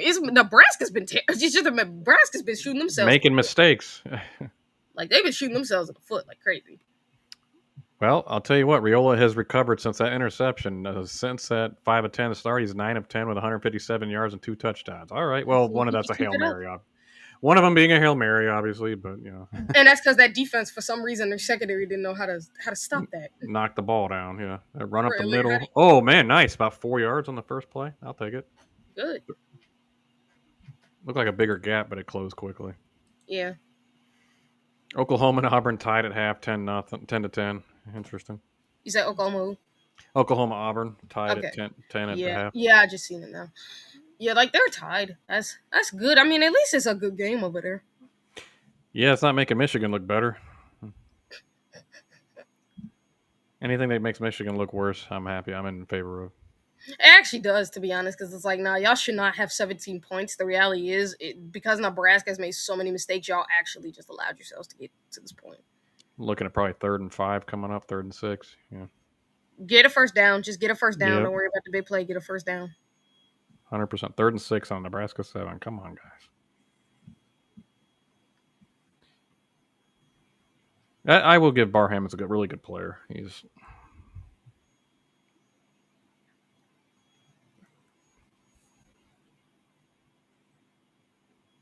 Bryce Underwood, 8 of 11 for 61 yards. Good grief. Nebraska has pass pro issues. Lou, yeah, they do. Their offensive line for sure does. Yeah, I'm not impressed with their offensive line. And quick, oh, nice. Can he turn around? Oh, man, yeah, I think he didn't get it. Yeah, it was. Yeah, he didn't get it. They might have given it. He's close. Wow. He's real close. Just turn up field, dude. That's all you had to do. Just turn up field. Yeah, it's 4th and 1 in Nebraska 12. You can't go for it there. You can't go for it here. You just can't. Like, you're way too close to the red zone. Yep. Oh, dude, just turn up field. You don't have to turn around. Jeez. Yeah, that's all he had to do is just turn up field. I'm like, that's not the hardest thing in the world. That's a missed opportunity. For the Packers, who do you hope for them to get in the upcoming draft next year? I'm always rooting for Buckeyes. So, I'm saying how Golden works as a receiver. I still think they need a game breaker at wide receiver, but defense is really good. A lot in that offensive line could always use some help.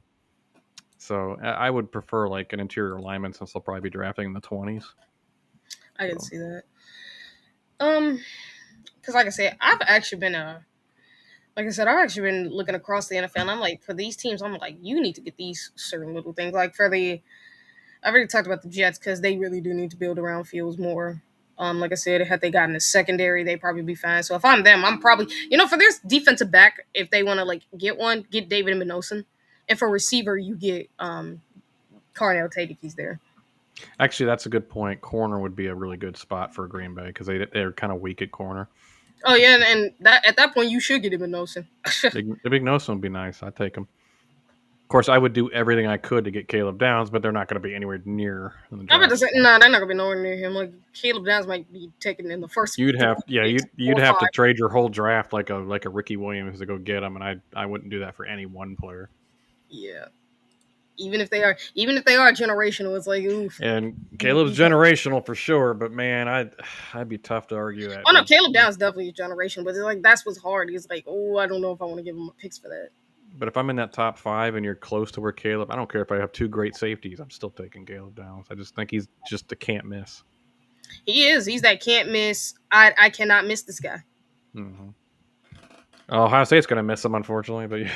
Hey, well, at least for Ohio State, you made a good job when it comes to your picks. I mean, when it comes to your recruiting, I should say, where you do got somebody like because Malik Hartford, whether people know it or not, when I watch him play, I'm like his playing style is very similar to Caleb. He's gonna be fine. Yeah, him and McClain next year will be fine.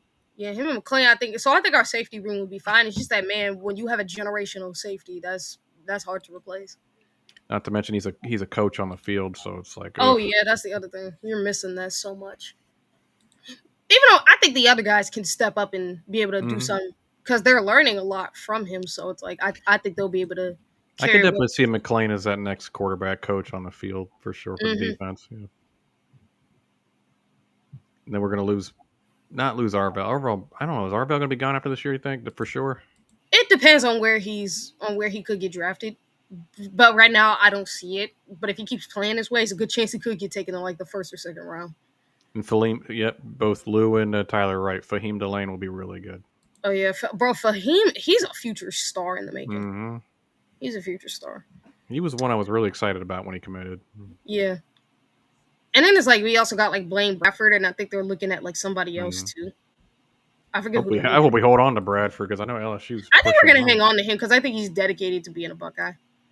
Yeah, he probably is. I just know LSU's not going to give up. Oh, of course they're not, but I think like with LSU, and for some reason, because I've always gone at this with LSU fans, I'm like, why are you calling yourself defensive back? You where the only good defensive back you've had has been Derek Stingley. Yep, and he's good. Every other defensive back y'all had has been absolute trash, which says a lot. Because and not only that, but if you look at the rankings for wide receiver like everybody has Ohio State 1, Bama 2, LSU 3, and then like USC 4. And like with Bama and Ohio State, it's because of how often they put talent in the NFL. Now, the biggest reason Bama's number 2 is because they haven't had another receivers after Devontae Smith that's been successful in the NFL. Like they've kind of stalled out a little. And like with LSU, the reason why you're number 3 is because, well, while you have superstar receivers, that's all you have. And it's only been like, let's see They're here. top heavy, yeah. Yeah, like it's mostly been top heavy. So like it's Jarvis Landry, Odell Beckham, even though it was only for 4 years, Justin Jefferson, Jamar Chase, and Malik Neighbors, which is 5 guys. Brian Thomas could have been number 6, but he's kind of stalled out this year as well. He's been bad this year. Yeah, he's looking bad. So, like, you only have, like, 5 good wide receivers where the rest of your receivers have been absolute trash.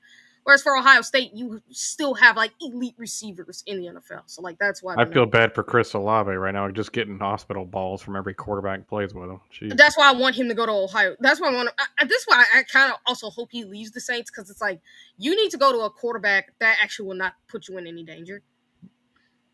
I mean, it's like everybody they have. It doesn't matter Spencer Rattler, Derek Carr. It just everybody's killing them, getting them killed. Yeah, I mean, if he went to CJ or Justin, I think the both of them would know not to throw him a hospital. Would love Chris in Houston. It'd be great. Oh yeah, especially because CJ does need the weapons. Like I said it too. I'm like, either go to Houston or go to the Jets. Go to either one. Like your quarterbacks need you.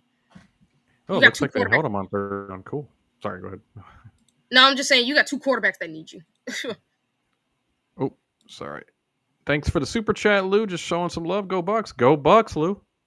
Mm-hmm. Too bad we ain't got a game today. Yeah. Oh, we got one next Saturday. I would like to come to watch that because that'd be fire. Bryce Underwood's balls, bro.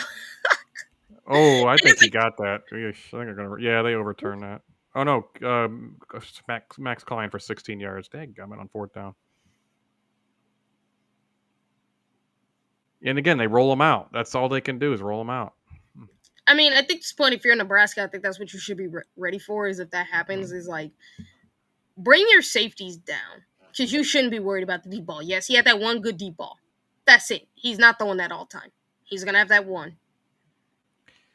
For the Michigan fans, Tomato, what do you think about the fact that they are clearly game planning to protect Underwood? They don't let him sit back and make decisions at all.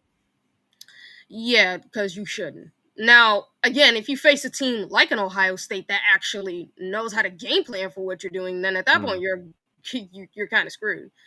But it's like it's obvious to any team who's watching tape. It's like we know what to do. Keep Bryce Underwood because I think that's going to be Ohio State's biggest thing is keep him in the pocket. And if he gets out of the pocket, we're going to hit him like to make him want to stay in the pocket. Because I don't think he can take those kind of hits because I think Ohio State's going to hit him to hurt him. Legit. And we're going to play a lot of contain with simulation blitzes easily to get him. And I think we're going to blitz every now and again. I think you're going to see Ohio State run a bunch of sophisticated defense to really confuse Underwood like we did with Arch Manning. Oh, yeah, 100%. I think you're going to see them like switch it up, like to a point where you're not even going to know. I think that's what they're going to do. So that's why I'm not worried. You're going to see corner blitzes and everything. Yeah, definitely. You're going to see a lot of spy from Marvell Reese, no doubt. And not only that, I actually think because here's the thing: would Bryce be able to tell where the corner blitz is coming from? Because when I see corner blitzes, I typically can see the fact that they have like a safety in a certain position. Is how that was an amazing catch by McCauley though for 25 yards. Underwood sitting in the pocket and threw it to the sideline. It was back shoulder between the safety and the corner. That is the second good throw he had. Yeah, it was a good throw. It was a great catch because that was way high. Good Lord. Yeah, true. I don't know if he caught that. Its foot was down out of him. Yeah, I'm looking at it too. I'm like, oh wow, that was a great catch. And it's like, no, that's not. That's close. I don't think he caught that. That's out of bounds. I think he went out of balance. I'm looking at it now. I'm like, dang, dude, you actually went out of balance. You don't know how to do the toe drag? Oh, Tyler's ahead of us. He's saying incomplete. Yeah, no, I would agree. I think it was going to be incomplete. So that ball really was pretty high. Yeah, that ball, like, it was a good throw, but at the same time, it was too high for him. Yep, they're calling it back. Like third and 14. The wide receiver couldn't even get his foot down in balance. I mean, it's a tough spot to put it in. I can't completely blame Bryce on that one. Fair. I mean, give Nebraska's defense credit for coverage. Yep. Made it tough. Made a tough throw. I mean, it wasn't a bad throw, but I mean, again, Bryce has physical talent. There's no question about that. Yeah. No, I mean, there was no question. It's just that he's not going to get developed there. I don't think so either, yeah. Wait a minute, because they're re-showing it. Oh, yeah, dude, wait a minute. You don't know how to put your foot down. Because I'll go back and I look at it. I'm like, brother, put your foot down where it's supposed to be. You did a 180 in the air, too. Yeah, it's like you do a 180, but you should know how to put your feet down. Like, I see Jeremiah Smith and Cornell Tate making that catch. I'm like, wait a minute. The both of them would have their feet down in balance. They would have maneuvered their feet. You're right, but they're also coached by the best receiver coach in college football. That's the unfortunate truth of that. Is like when you, and even with how I talk about LSU's receivers, even their receivers do that better. That's what's so shocking to me. That's what's so funny to me. I'm like, y'all cannot coach a receiver for nothing. Because if y'all telling me that y'all don't know how to make these people put their foot down correctly in that kind of catch, because I was talking about Nebraska's defense, it's like, wait a minute. The more I look back at it, I'm like, wait a minute, you had space and somehow you couldn't bring your toe down, bruh. Keep your foot inside as much as humanly possible. Don't exactly. And instead, you put it right on the line like an idiot. You're going 4 wide with Justin Haynes to his left. If I'm Nebraska, I'm going straight man to man. I do not care. I'm not going to buy this. They got Klein in the slot. It'd be interesting. I think the safety's backing off, and they got somebody backing him. Can he get it? He got to the edge. He's going to throw it, and no, way out of bounds, incomplete. 4th and 14. Not shocked. Yeah, no, like you can never take the passing game seriously. Like they go 4 out, you're stacking the box. Like you put one safety up, and then you have them stack the box. Everybody else stack the box. I'd definitely kick with that kicker they have. It's going to be about a 55-yarder or so. So Yeah. I would definitely kick with him. Yeah, that's because he actually kicked that. Yeah, because he's Which got I gotta figure. Which Ohio State gotta figure out where Michigan get their kickers from. You gotta figure that part out. Figure that out. And it's good. He made it. Not shocked. No, neither am I. 56-yard attempt. He's good. He's a great kicker. Yeah, right down the freaking middle. Jeez. Well, kind of, but still, they had the distance for 60. Jeez. Oh yeah. Like if you're Ohio State, figure out where Michigan get their kickers, because the fact that they keep getting these 50, 60-yard kickers and you're not is a problem. Yeah, we never get a kicker and go above 40 yards or so. I mean, Jay Fielding from inside 40s, I can count on him to be pretty solid. I mean, didn't they get that one Jackson State ball kicker who kicked like a 50-yard field goal against Notre Dame? I think they did, yeah.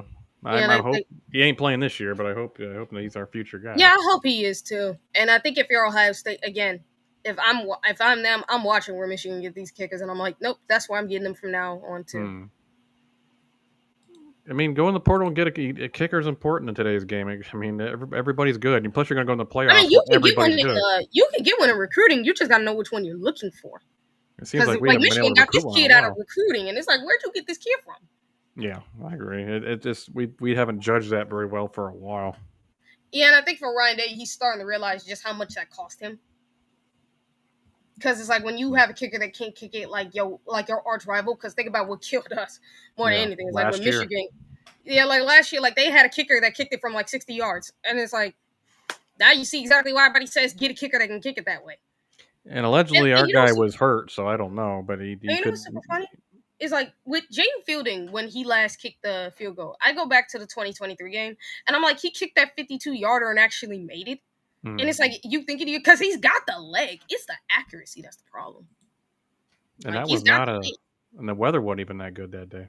Yeah, and he actually made that. And then the second attempt, he misses it because I guess he had the nerves. But it's like, but he actually made the first one. And it's like, if you're fielding, you're like, okay, I can make that. Let me kick it that way again. Like, you should have the confidence knowing that you made that kick, even when they called the timeout. So, like, know that you made it and kick it the same way. You should be fine. And instead, he, like, just misses it. So it's like, you got the kicker that got the leg. Can he be accurate? ESPN currently has Michigan at a 59.3% chance to win this game. I can see why, because of how Nebraska's been shooting themselves in the foot so much.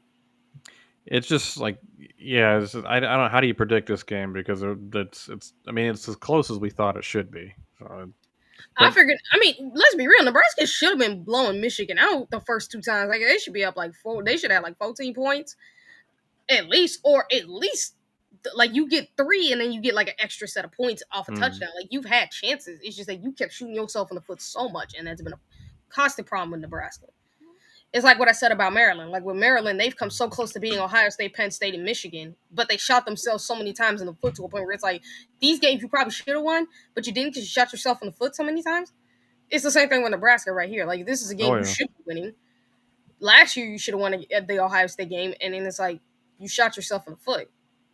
So like, and this like Penn State. Penn State does that against big games. They shoot themselves in the foot. They Franklin it. Basically, they've been doing that for a while now. Like at one point, they used to be able to win big games, and it's like ever since Jay Franklin came along, like look, you brought them back to relevance, and then after that, it's like you can't even win the big one. His record in the big games, like people talk so much crap about Ryan Day. I'm like, let's be real, Ryan Day. He's come so close to winning these games, and it's like it's always this one thing, especially special teams, is what screwed him. And Ryan Day completely flipped the script on that record as well. So. Oh yeah, and it was only a matter of time before he did, and he did. Like against top 10 opponents, Ryan Day has a winning record, and it's like it was against the top 5 opponents where he struggled the most, and it's like now he's turned that around completely to the point where he's beaten 6 top 5 opponents back to back to back to back to back. So it's like when you do that, it shows. Whereas with Franklin, you still have yet to do that. Yeah, Franklin, it's been 14 years or whatever since he's been the coach of the Penn State, so it's kind of like, buddy, if it ain't happening by now. Yeah. It's like, dude, if it ain't happening now, when? And look, I can understand where some people come from, because like when people say with Franklin, who's Penn State going to get that's better? I don't know. That's a good question. Who are they going to get that's better than Franklin? That's the unfortunate. I keep question. Franklin because, I don't know what you're going to do to get better. I mean, he's got them in contention every year. he's got to make a contention is the fact he can't win the big games. And that's why when you talk about like Ohio State, him versus Ohio State this year, it's like you kind of figured they were going to lose because it's like even if Ohio State had new players, they always found a way to lose. I mean, we had that same conversation when we got C.J. Stroud his first year. C.J. was just tearing them up. So he gets sacked. We're on 3rd and 16, and he just sits. He had plenty of time. He's just sitting back there, just. He's not reading the field very well. It looks like I can't even put that on the offensive line. That's just him sitting back. His first read was covered, and he didn't know where to go. Yeah, that's the other. And this is what I'm saying with Nebraska. You need to get a legitimate quarterback coach that can teach this guy how to read a freaking defense because that is sad. That you like once he gets past his first read, he can't do that. So it's like, and that's what you got to love about saying. Like when he gets past his first read, he knows where to look. And yep, they'll check down at incomplete. 4th and 16 coming up. Wow. Yeah. Okay. All right. So it's like 2017. So you gotta hope at least. Putting the defense right back on the field, and I think it's just not good. Yeah, like they have chances. It's just that can you take advantage of them? And it's like with Raiola when he gets off his, it's like you got to find a way to manipulate that defense. But I go back and look at that call, and I'm like, what was this call?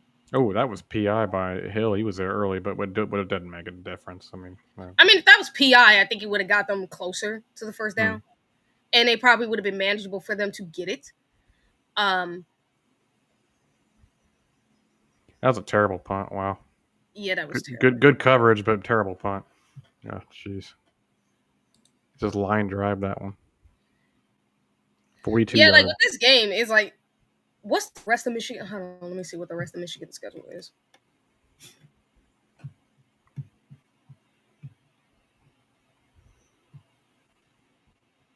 Well, if this keeps going the way it had gone throughout the game, then Nebraska will win the 4th quarter, and they will. Yeah, more likely. I think that I can see that happening. If they win the 4th quarter, that would be hilarious. Justice Haynes, 11 carries, 110 yards, 75 on 1 carry.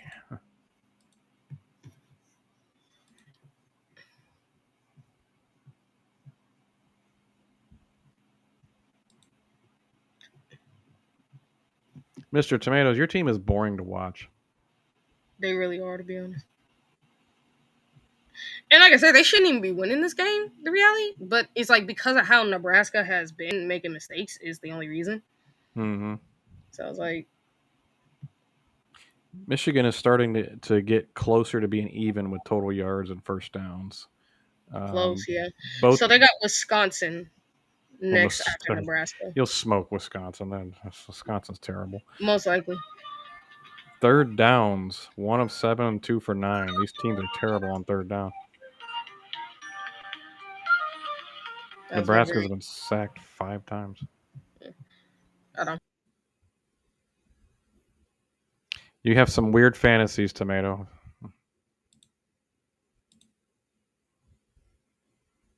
It's 20-17. You say that. I just like okay. Again, Michigan fans are so delusional about things, as per usual. Oh, these commercials. I've seen this Geico commercial like 3, 4, 5 times now.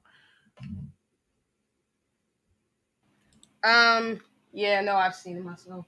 I'm not gonna lie when you talk about Michigan because I'm looking at their schedule right now. So they got Wisconsin, then they got USC, which honestly, even though I'm so skeptical of USC, I think USC should win that game. They should have won the last one. They got effed over. Then they got Washington. I would predict Washington to win that game. They got Michigan State, who's actually been looking good. Michigan State has. They could lose 3, 4, 5 games there. I mean, I don't think they will. I can say USC, Wisconsin. I mean, not Wisconsin, Washington, Michigan State. The Purdue game is a toss-up game between them two. Imagine I said that. Purdue. If Purdue beats Michigan, that would be the greatest thing in the world. Yeah, they're getting tired there, Lucia. They're just. Yeah, you're right. They're not tackling well at this point. I'm not surprised. It's because they can't get off can't get them off the field. Yeah, 8-yard run should have been a no gain because they had him at the line of scrimmage. And on top of that, they're not gang tackling. It's like the defensive lineman held them up and nobody showed up. Yeah. Let's see here. Then they got Northwestern, Maryland, and then Ohio State. So that's the rest of their schedule. So the way I look at it is because the Nebraska game is a game they should have lost, but if they win this game, that would, they'd be lucky. Wisconsin, they should win, to be honest, because I'm just not a believer in Wisconsin at this point. They're terrible. Yeah. Yeah. USC, Washington, Oh Michigan wow! State, and Purdue. Touchdown, Michigan. Yeah, Jordan Marshall. That is sad right there. I just saw it. That is sad. The fact, and again, Nebraska had a chance to win this game, and they just kept shooting themselves in the foot. They really. It's like either get a real quarterback coach to coach Dylan Raiola on how to do this game, or just blow it up at this point, because there's no way you should be this bad against a team you should beat. That was just dominant. I give Michigan's line credit. They just dominated the line of scrimmage on that one. Wow. Well, I mean, the defense of Nebraska's getting tired because they're out there all the time. So it's like that's the can't keep going 3 and out. Yeah. Yeah, they're not. Yeah, like you can't keep going 3 and out, and it's like, and Dylan, like you should be able to read the defense better if you're being taken out of Mahomes, because Mahomes can read the defense. How are you not learning how to do it? He's 2 years starting big boy college football, and it doesn't look like he's progressing on his reads at all. No, and it's like you like what's funny is it's like last season they started off like 5-0, and then they started going downhill from there, and it was like, and then they finally end up winning a game to go 6-5, and it was like, what was you doing? It's one of those where it's like, Nebraska, you should have won this game. This is a game you should win, and you don't. Tomatoes, you got some weird cut downs. I'm going to be honest with you. I'm worried about your health, your mental health. Michigan fans are weirdos for the most part. Yeah. It's like 99% of their fan base are absolute weirdos. You only got like a small 1% that actually act like normal people. Well, Tomatoes is definitely in that 99% range. Yeah, no. It's like I could go back and break this game down if I could, to show you just how many times Raiola just missed. Because even when I go back and watch that play that was on 3rd and 16, had he just read around, kind of waited, he actually had a receiver that could have potentially been open. Yeah, it's like on that sack he took on 2nd down. He just, again, looks one way, and then he just dumbfounded. He doesn't know where to go. Yeah. But I do think there's a chance, like Michigan, like they beat Nebraska, they beat Wisconsin, and they go on like a 4-game losing streak. USC, Washington, Michigan State, Purdue. Yeah, that's a 4-game losing streak in my opinion. And the fact that I think Purdue could beat you should tell you something. How much better Purdue got. Oh, look at that. 2nd and 14 on the 21. Now they lost yards on the first play. Good. I'm not shocked. Yeah, they're falling apart. Nebraska's completely falling apart. It's the one thing. See, that's the funny thing, because like people would talk about like Matt Rule for Penn State. I'm like, nah, Penn State would get so much worse with Matt Rule. Yeah, I'd rather have Franklin than Matt Rule. I'd rather have Franklin, because at least because Matt Rule for some reason can never have this team. When it comes to games you should win, because again, this Michigan game is one you should win, and yet you somehow fumbled this. Let's be real. Matt Rule's living off the reputation of a couple seasons at Baylor. It's really what he's living off. He was not good in the NFL, and I think he's been average at best at Nebraska. And it's like you actually finally get some talent at Nebraska, and it's like, this is what you got to show for it. And of course, he sidearms it way out of the range of 44. I mean, it's just Raiola's. Ugh, gross. Yeah, Raiola's been falling apart a lot. That is so noticeable. There's a flag on the play. What is it? They're taking forever to decide because referees are illiterate and they just don't know how to talk to each other. I hate it when they do this conference. Well, I don't know. You give me sign language. What's going on? It looks like Michigan's upset because the 15 is, doing the what? Yeah, let me ask you a question. Do you think Maryland can beat Michigan? I think they can. I don't think they will. Yeah, that's what I was saying. I don't know if they will, but it's like they have a chance at doing it. But it's like, especially because, like I said, they've done it. Like, they've come close so many times, and it's like if they could quit shooting themselves in the foot, they would have done themselves so much better. Mr. Bucknuts, I don't know that Raiola is fine. There's 4th and 16 coming up. I'm not a believer in him. Look at, jeez, I did through 2 screen passes that got blown up, and I see Riola absolutely missing reads all the time. He can't get past his first read. So Yeah, like, and you know what's funny is in the beginning you look really good, and then it's like you come out and you look like terrible in conference play. But because it's like against Cincinnati, who's actually a really good football team, it's like you were looking pretty good, and then it's like what happened here? Unsportsmanlike conduct from Michigan. Wow, first down, Nebraska. Oh my god, come on, Michigan! Like you really do this. Like you winning the game, bro. Don't screw it up. It's on Hillman. 15-yard penalty. Wow. I mean, yeah, Sean, you're right. I mean, they are classless. Andre. Riola's ravioli. Ravioli's good though. Yeah, ravioli's really good. Handoff up middle. Oh, we got a nice gap. Yeah, I got about 6 yards. I'll take it. Guys, you got to score a touchdown here. You have to. You got to get back in the game. Yeah, like you got to score a touchdown. Now, again, if this plays out how we seen in the first half, where Nebraska's not great this half, but the second half they start winning it, then yeah, you got. I mean, like, or should I say the fourth quarter they start winning? Then yeah, I think we got something. But they got something going here. This is a nice play. Wow. Yeah, they do. They look like. Here's what I am gonna say. Like, if Nebraska could do what they did in the first half, where it's like, yes, right now in the third quarter, like you were in the first quarter, you weren't playing very well. But the second quarter, you do what you did in the second quarter and the fourth quarter. I think Nebraska could win this game just because in the fourth quarter. I do agree with Bucknuts on this one. I think Nebraska's like basically a fraud every year almost. I mean, they are basically. That's why no one ever has them. Like, I never have them in the like the playoff thing, because that's why I don't put them in pretender. Because like anybody who ever thinks that they are a contender for the playoffs, like they're not until proven otherwise. Exactly. So like that's why like I don't even bother to put them in the pretenders, because it's like you were never in the discussion to begin with. Like, for the pretenders are the ones who have always been in the discussion. You know, Bucknuts, I actually agree. I think this Ohio State breaks a snide this year. I think they get them. Yeah, I believe too. I just want to see Ryan Day really just come out with your own game plan on offense. Don't buy into what they want you to do. Like, yes, we need to run the ball really well against Michigan. I'm not going to deny that. But have a good game plan put in place to run and pass the ball. And if you're Ohio State, do what you should have done last year and play tempo. Yeah. Because you would have tired that freaking defense out had you did that. I don't know why we didn't play tempo, move side to side to get the defensive tackles moving.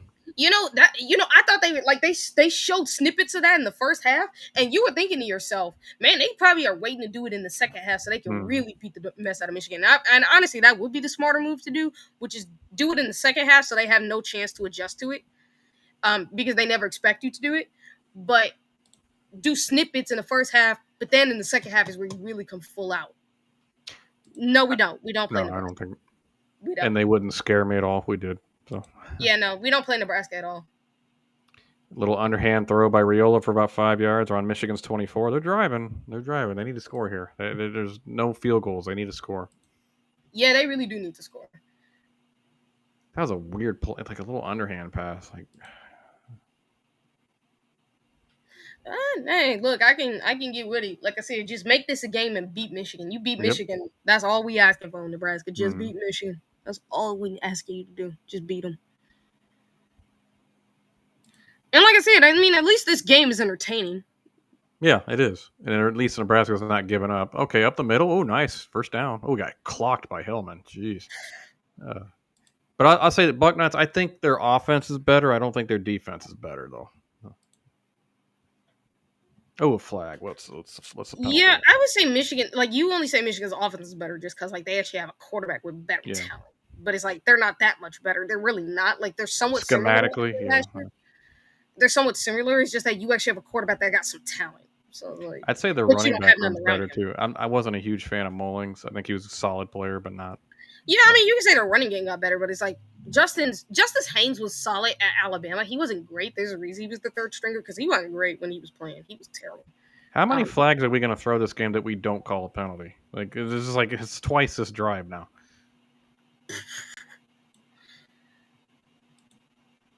Yeah, it's first and 10.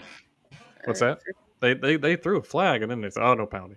1st and 10 on the 16. Come on, guys! You got a minute 41 or a minute 30 left in the quarter. Let's get something before that quarter ends. Yeah, that's all you want, and just hope your defense can make a freaking stop. Yeah, and at least they're keeping the defense off the field this time. Yeah, like you're actually doing that better. So like, just don't gash your defense. Keep them on the field. Like that should always be your biggest thing is getting first downs. Not looking for the big play. Just get first downs. Move down the field, and then we're worried about getting a touchdown once we're in the point. Yep, Tyler's ahead of us, but yep, sack. Gosh, it's a 3rd and 14 at the 20 now. Let's see. I want to see the sack. Does he actually? Does he just? Is it just a bad blitz, or is he? Okay, he has time. Well, the left tackle or right tackle just got skunked. Oh my. Oh yeah, I see that. The right tackle got skunked bad. Ah, dang it! Come on, right tackle. Like, bro, all you had to do was just hold up. That's all you had to do was just hold up for a little bit. Wasn't even a blitz, just simple 4-man rush. That's all it was. It was a simple 4-man, and you got and you get like that. That's the other thing too. Like when I look at Michigan's edge rushers, they've been terrible. And Derek Moore has the ability to be good, but he hasn't. I don't know if he's lived up to the hype this year yet or not. No, he hasn't lived up at all. Against Oklahoma, he was getting stonewalled. And it was the same way against New Mexico a couple times. Like, he was getting stonewalled at times. Touchdown, Nebraska. Nice. Finally. Let's go. Love it. Thank you, Tyler, for keeping us updated. I was watching the screen that time, not watching the chat, and I was just like, yes, good. Yeah. Right at the end of the quarter, too. Yeah, no wonder Nebraska does that. It's to take time off the clock at this point. Oh, he stepped out of bounds before he caught the ball. Yeah, that's no. There's no touchdown. Dadgummit. Damn it. 4th down. Yeah, he was out of bounds. Yeah, but I'm watching it now. Yeah, no, that he was out of bounds. God damn it. Yeah, he was way out of bounds. Did he get forced out of bounds, or did he just walk out? Nah, he just walked out. Yeah, he wasn't even touched. Going for the field goal. Well, you might as well, at least. And if you get a touchdown, you could probably do it to 27. Yep, Mr. Tomatoes, you got lucky. I hope you feel good about that. Kyle. Yeah, I think you got to pay attention to where your feet are at all times, because I can tell he wasn't paying attention like he should have. Nope. Yeah. Okay, it's the end of the quarter. We're going into quarter 4. Just make the field goal. Get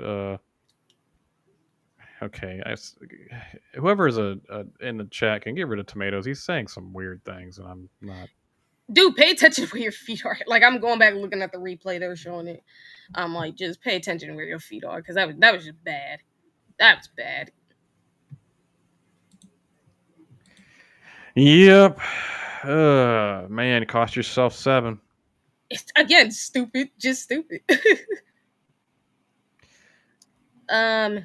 Cory says, we need to make them bleed bad this year. I think we will. Especially because I think for Ohio State, they are so ticked. Especially after, like, the whole, them not getting the penalties they should have gotten. So, for Ohio State, I think the whole goal is to make them bleed. And like I said, if I'm Ohio State, if Bryce Underwood ever gets out that pocket, I'm finna hit him like he's a running back. I'll tell you, I think Ryan Day is just coaching different since he won the Natty. He's just loose. Oh no, because all that pressure's off now. Like he finally got a chance to win the Natty, and like now he's coaching with a more ferocity to him and more relaxation. Well, it's like I think he can now, and I think that's the other thing with John Cooper is like him being unable to get that pressure, that monkey off his back by winning the Natty. I think really did put too much pressure. So had he won the Natty, he probably would have had all that pressure off to coach Michigan much better. But because he didn't, he basically just kind of fell apart. Cooper, if he just could have got that monkey off his back, probably would have been an all-time great at Ohio State. He absolutely, I believe he could have been for sure. It's just that he couldn't do that, and the chances he had to do that, he choked it. So. He had some serious talent on those teams. That's all it needed. And that was the good thing for Ryan Day. It's like, you got that monkey off your back. Now you can just focus on beating Michigan and win a Big Ten for the first time in 4 years. And then finally, you could probably repeat because they have a chance at doing that. Oh, yeah, 100%. It all depended on Matt Patricia for me, but he's obviously like I think it's funny what Johnny Manziel said when he came into Arch Manning. He used to game plan against Aaron Rodgers and Drew Brees and Peyton Manning. You think he's worried about Arch Manning? Right. You know, it's super funny. Like I wish you were in the group chat with myself, Sean and Chris, because I did put in an article where Knowles is kind of worried about the defense. Oh, he's at Penn State. He's worried about them a little bit. Yeah, like there's some stuff he is worried about. It takes 3 years apparently to get that thing going. That's how it's always been. And it's like I know a lot of people say how good their defense has been, and I'm like, guys, I've actually went back and watched. I've actually watched the games that they played. Their defense wasn't great. There were times they were getting pushed off the ball at times. Well, they're honestly they're not playing anybody right now. Yeah, no, so, but I'm saying from the games that I watched. I'm saying it actually validates your point. It makes them look worse if they're getting pushed off the ball against Villanova, for example. Yeah, like they were getting kind of beat by Villanova kind of badly. Like their D line, and not only that, but like there are times where teams make a pass. That's why I said I can't wait to see them against Oregon, because like for Oregon, you actually do got talent. For granted, I haven't seen them against anybody either, so this is like a test for both teams. But it's like I want to see how Penn State's defense does against this Oregon team. Yeah, and I think Oregon, everybody was saying that Oklahoma State was a good win for them. I think we're seeing Oklahoma State as garbage. They're absolutely they're garbage. They've been garbage, bro. And it's like it's basically for me. I want to see them in legitimate competition. Like I put them in Penn State a contender just because it's like they're the three you expect to be in the playoffs. He made the field goal. Just update. So 27-20. Yeah, I saw. 27-20. If they can play better in the second in the fourth quarter, like they did in the second quarter in the first half, then you got something, in my opinion. It's a 1-score game, so we're still in it. Mm-hmm. I say we as if we're not Nebraska, obviously. As if we're Nebraska, but it's like we're really just rooting for them. Yeah, I would I'd be sick as a Nebraska fan. I'd be like, this is because anybody from the 90s who's a Nebraska fan is got to be sick. Like we haven't been relevant in 25 years. Hey, at least it's better than Michigan. Michigan without the rivalry game has been irrelevant for like 80 years. So at least you've been relevant at some point, longer than they have been. And you not being relevant for 25 years, at least it ain't 80. Oh wow, his record in one possession games is 2-10. Yeesh. Ooh. Yeah, I think. Ugh. Whose record? Matt Rule. Sorry. Dang. Man, this camera angle can get bent. This is terrible. It's like making me motion sick. It's all over the place. All right, they're kicking, and he just fair caught it, which again makes sense. What do you mean they're really putting it on him? It's a 1-score game. Dude, this is a 1-score game. It's 27-20. Like it's been basically an even game. Lou's right about this. They don't really. Ironically, they got a Hail Mary touchdown. But he's right. A consistent downfield threat they do not have. Yeah, that's actually why I love Ohio State. We got like so many down the field threats. Everybody's a down the field threat. Oh, everybody is. Even like our slot receivers, our tight ends are down the field threats. If you're not paying. I'm getting tired of people slamming Ennis because they don't realize what Ennis does within the offense is to clear safeties for Carnell and Jeremiah. So it's like. I mean, actually, there are times he got open, but Julian didn't look his way at times. Like, because I remember in the red zone, he got open like twice and he didn't throw the ball his way. So like he's got bootleg. Morgan just dropped it basically. By the way, I do humble and gentle Mexican. I hate saying that out loud. It makes me sound like I have some questionable views here. But yes, I do agree. The Real is way too hyped. Yeah, he got way too hyped. Like, if he had the proper coaching, I think he'd be so much better. But the problem is he does not have the proper coaching. He chose Nebraska. That's on him. I mean, it ain't like Nebraska's putting out quarterbacks. But I would say, like, it was a promise. And it's like, if you are Matt Rule, you should have went out and got yourself a guy who knows how to coach quarterbacks.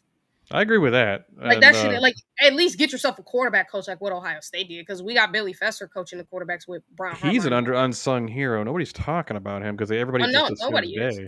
Like, and he's been good, too. Day doesn't coach as much as he used to. He's more of a CEO now these days. Yeah, and when you think about it, too, I think Billy Fesser does ask Ryan Day, like, how he coaches the quarterbacks. Oh, I'm sure. Coach him the same way. Because Ryan Day's way and the way he coaches quarterbacks absolutely works. Oh, Ryan Day's a guru. Yeah. He is, and I think Ryan Day will coach the quarterbacks if he feels like he has to help them and show them how to do things. Terrible pass by Underwood, 4th and 4 Wow, coming up. that was garbage. That was garbage. Yeah, that's all he's been doing all game. Roll out, throw it to the sideline, and that's all. And he just It's like, overthrows. dude, it's like if I'm if I'm a team, I'm trying to hit this guy just to make him stay in the pocket. Yeah, Ohio State's going to do everything they can to keep him in the pocket. Matt Patricia right now is just like drooling, like, oh, I got so many game plans for this guy. Oh, of course he is. He's looking at this like, this quarterback I'm going against, brother. Yeah, I'm finna really like this offense. I'm finna be. They ain't they're like, he won't even throw it in the seams he won't even throw it down in the middle of the field. So okay, oh, oh, dang it, he had the edge and he got tripped up. What happened? It was a punt return. Nebraska. He had the edge. He could. Yeah. Oh, wait a minute, I've seen it now. Dang. Yeah. Come on. Oh, how do you punt return for a touchdown? He was gone. So close, and he gets tripped up. That is so stupid. Oh, thank goodness. I hope Reese is a spy on Underwood. Yeah, Reese will definitely spy on Underwood. He also shows some coffee house blitzes, I'm sure. Oh, for sure. Like, bro, that's the one thing about, like, Arvell Reese, his athleticism, his strength, and his speed. Oh, my God. Like, if I'm Bryce Underwood, I'm never getting out the pocket. We have the linebackers of the same size as Underwood. Yeah, and these dudes really hit. Oh, yeah. Sonny loves to hit. We've seen that. Oh, of course Sonny hits. Like, Sonny hits, like, bro, Sonny hits with the intention to hurt you. I love the fact that the team is playing with a chip on their shoulder. They're hitting people. Yeah, that's because it's like they don't look at like last year's national title as their own now. It's like, I mean, even though like Sonny was on the team and he was playing when that happened, same with Jermaine and some of them that were like second string guys. Like y'all were playing, but you want to win your own natty as starters. So like you gotta love that sense of having that chip on your shoulder. And I love the leadership we have on the team for sure. I mean, that's because of the culture that Ryan Day built, and Ryan Day built a culture that knows how to be that. I was with Chris after they lost to Michigan, and not being mean about it, but like maybe it's time Ryan is just not the guy. And the fact that he came in his wife and said, "I just got to fight like hell to get out of this," and then he won the natty. It's like, dude, how do you not respect that? Yeah, I mean, you got to respect that about Ryan Day because at least he's fighting. Oh yeah. Like you went down, like if you were gonna go down, you were gonna go down fighting, and guess what? You go on the greatest run there's ever been to a national championship, beating every game by double digits. Yep. Yeah, like every game, and think about it too. Against Texas, it could have looked a lot like if it wasn't for the freaking penalties, it would have looked like Tennessee and Oregon. That's how close that was. And the missed calls, Kenyatta getting held like crazy on the touchdown. Yeah. I mean, are we really shocked though? Because Ohio State's D-line was never getting like calls. Like our linebackers would get those calls, but not our D-linemen for whatever reason. I actually do think Lincoln could make plays if he's called upon. I mean, I don't obviously knock on wood. We don't want anything to happen to sand, but if Lincoln's called upon, I'm confident, more confident in him than I was Devin. What Lincoln's done because he's really has improved with his passing. Like he's shown improvement. Like exactly. Like what we love saying is because his accuracy touches CJ Stroud's. Mm-hmm. It really does. Because CJ is the most accurate quarterback we've had, and it's like this guy, his accuracy matches that. His ball placement matches that. Like it's right there. So and Lincoln offers something that Julian doesn't quite offer. I know Julian's athletic, but Lincoln, if he gets out of the pocket, Lincoln is way more athletic. There's no ifs, ands, or buts about that. Like Lincoln is way more athletic. He's an athletic QB who can throw. It's not to say like Julian can. He's just not as athletic. He's definitely a typical, prototypical pocket passer. Oh, first play minus 2 yards. Dadgummit. Barnum made a nice play. I can't even take that away from him. That was a good play in the head.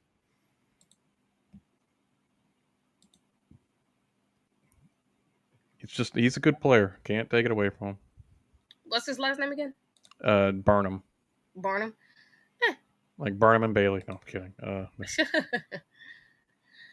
I mean, he's a solid player. I'm not going to say he's great. I agree with you, Sean. You be a Michigan fan, you're welcome. And okay. Oh, terrible pass by Dylan. It's 3rd and 12 coming up. God damn it, Dylan. But, you don't be here and be weird. Just come and enjoy the game. Practically. I mean, it's hard to enjoy a Michigan game, I agree, but still, just come and try. Gosh dang, Dylan, what were you doing sidearming that thing? Yeah, honestly, when I go back and I had to rewind to watch the running play, I'm like, the blocking wasn't great. gosh, at some point, 6 sacks today. I think at some point Dylan's at fault. I mean, it's just like this is ridiculous.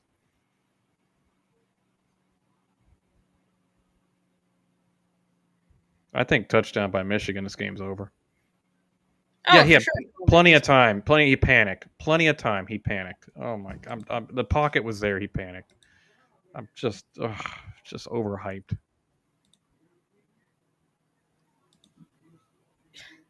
Get this kid a real, like, if I'm his father or anybody in his family, hire this kid a real quarterback coach. Mhm. Seriously. Go It's JD like, McCoy like in Friday Night Lights. stop sidearming and everything. Like, dude, you're trying so hard to be Patrick Mahomes. Right? Not everybody can be Patrick Mahomes. He's one of a kind. It just is what it is with him. I mean, Yeah, like, try to be, like, for instance, like, just try to be your own player. Like, yeah, you could take some things from Mahomes for sure. There's some things you can take from him, but don't try to be him. Be your own man. yep. That wasn't a great punt, but it took a decent bounce down about the 20-yard line. I'll take it. 56-yard punt with a good bounce. Okay, I'm Here's wrong. my thing with Raiola is, from an athletic standpoint, he isn't overly athletic, but he has a running ability. My thing is, why is he not running more? He doesn't want to run. I don't know. He wants Mahomes in every way possible.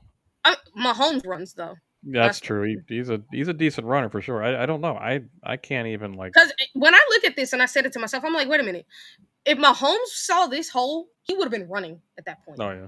He would have been running. Like he wouldn't care. He's trying to get the first down at that point. I chose not to eat dinner until after this game, and I keep seeing food commercials. It's like, guys, come on, help me out. And look, I haven't eaten either, so. It was funny last week's game, and it was a night game, and I was getting so hangry at the end of the game. I was like, just end the game already. Yeah, understandable. Not to mention the last couple minutes of that game were just like injuries, timeouts, just everything, just stopping the game. Like, guys, it's over. Can we just end this? Yeah. 10 of 18 for 83 yards for Bryce Underwood. Yeah, he's been amazing. Nah, he's been flat out average.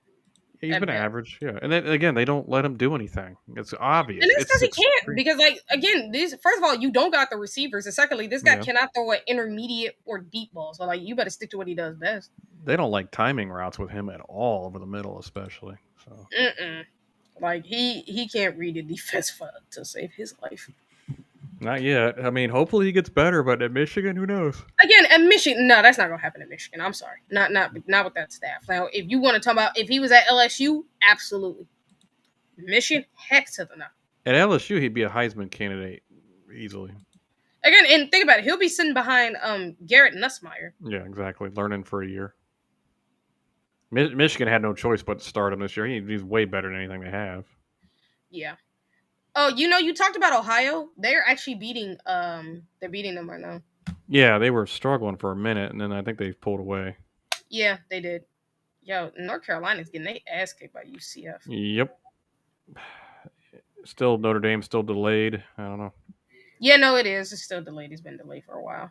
I'm trying to see what other games. Duke versus NC State. That's actually been a good game. It's 28-26 in the third quarter. Kansas and West Virginia is just getting started, so I don't know if that's a big deal at all. Yeah, there's not many big games. We'll have to watch the Gators tonight, obviously, against the I don't see how the Gators even make it a game, to be honest. But Lagway is Mr. Interception. Yeah. I mean there is Illinois and freaking Indiana, which that was the one game I. That's actually I'll give you that. You're right. That's like that's the one other game where and that was a game where years ago you would have said you would not have cared, and like right now, yeah, you don't like, and right now like now you actually are interested in seeing this game between these two teams.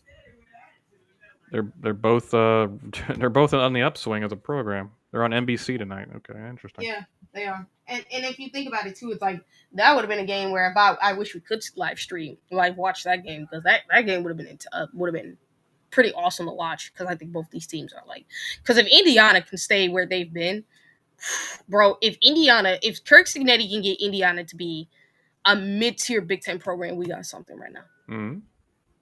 They were in the playoffs last year. Man, Yeah, he got him in the playoffs and like give him credit. And like I know a lot of people talk about their schedule. It was like, guys, when Indiana's had a bad schedule, they haven't been great. yeah, they're obviously Michigan's just wearing Nebraska down at this point. They're just running the ball up the middle and getting lanes. I mean, keep going 3 and out. You gotta get your defense off the field and get momentum. Yeah, like I mean, I'm even watching the safety try to tackle, and it's like he just completely missed. And you're looking at everybody else was right there. Tight end Klein just dominated a linebacker.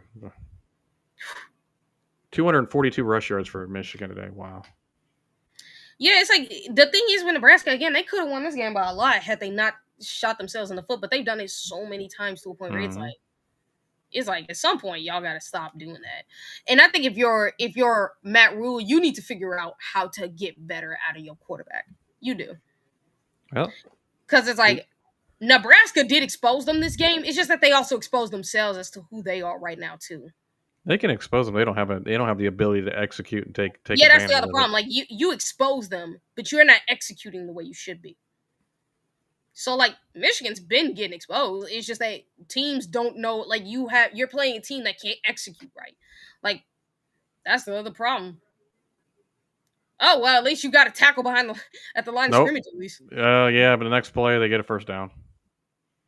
Just because they missed a tackle. Yeah, they missed a tackle. I mean, it was another rollout play. Again, it's just rollouts for him. They don't give him any responsibility. Oh, that should be a PI on Michigan. To be honest with you, 17 was blocking before the pass even came out.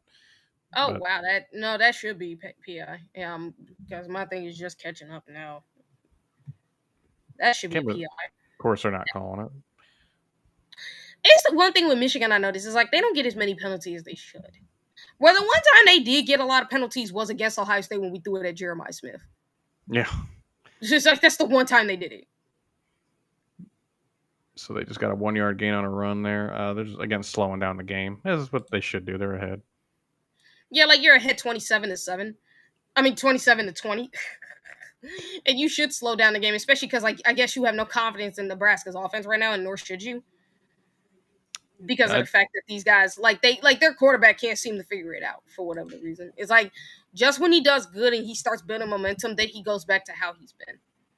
Again, roll out another. Yeah, Underwood just incomplete because it got knocked down by 11. But man, again, they just one read, move out of the pocket. How is it that Nebraska's defense hadn't figured that part out, or have they and they just can't tackle?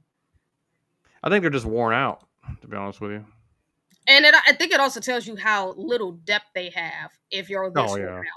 Like, you have that little depth. And that's the other reason as to why I'm not worried about Ohio State. We got so much depth on that defense. We just rotate guys in and out. Mm-hmm. Just rotate. And they're all 4-star, top-tier talent type players. And I mean, we even got some 3-stars that have shown out. Mm-hmm. Oh, yeah. Arvell Reese was a 3-star. Yeah, he's a starter. And he's been playing like a freaking dude. Did he get him in the backfield? No. Justin Haynes is going to get a first down, big time gain because of a check down, and they missed him in the backfield. So that's just, again, they just can't. They can't make open field tackles. So horrible. It's like that's the one thing with Nebraska. It's like with Matt Rule, dude. How is it that tackling is a problem for your team? And it's not even just because they've been and it's not just because they've been tired. It's also because of the fact that these guys can't they can't tackle. They've had that problem all game. Mm-hmm. Yeah, and it was a blitz, and he was under pressure. But again, there's an easy check down for Underwood. There's literally nothing. They gave him no responsibility. Yep, and a screen pass broken up by number 1 for Nebraska. They give him no responsibilities. Underwood gets no response. This is like the most obvious I've ever seen.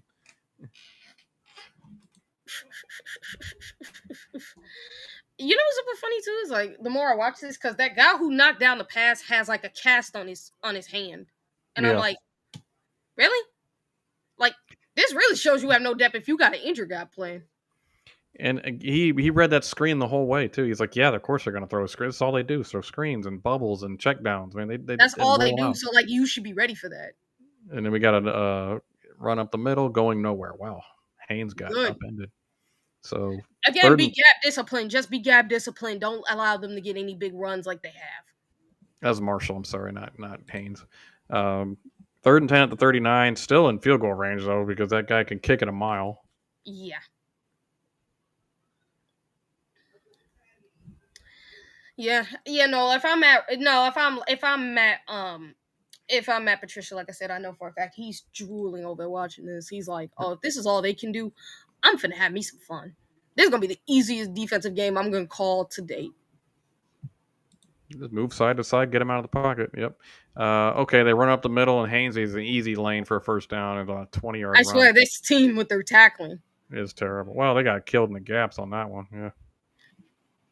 Well, this game's slowly moving away from Nebraska. So. Yeah, that's because their offense, again, it's like you should be winning this game and then you lose. It's like we're thinking to ourselves, like you're moving the ball against their defense, you're doing everything right, and then you just fall apart. Like, they've definitely fallen apart. There's no question about it. Yeah, again, it's like gap discipline, and you need to understand what this offense, and again, for Nebraska, it's like your tackling's been so tick poor. It's been so poor. Looks we got timeout. So, man, yeah, and that's the thing is like it's like if I'm Nebraska, you should have known they were running it, and you should have brought your safeties down. That's what you should have done. It ain't like and even if they were going to pass, it ain't like they're going to sit him in the pocket and let him try to, time it over the middle. I mean, it's like that's like I look back at this defense and I'm like, why are you that back? You should know that they're going to run. How are you this far back? Even our defense ain't doing that. Like if I'm Ohio State, like I said, I'm playing man to man. I'm only going to have one safety back. Everybody else is going to be coming up. Funny, I wonder what we're going to have there. I'm curious what Eric's going to send for show notes for the roundtable tomorrow. Like, what do we even talk about on a bye week? Talk about Michigan all day? We can talk about Illinois, Indiana, Michigan. Yeah, we can talk about Michigan, Nebraska. I think we can also talk about the Purdue Notre Dame game. If that ever comes around. And then we can preview Washington, I guess, a little bit. Yeah.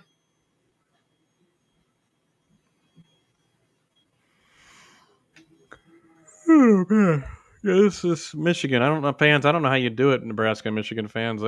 These are two boring teams. Super boring.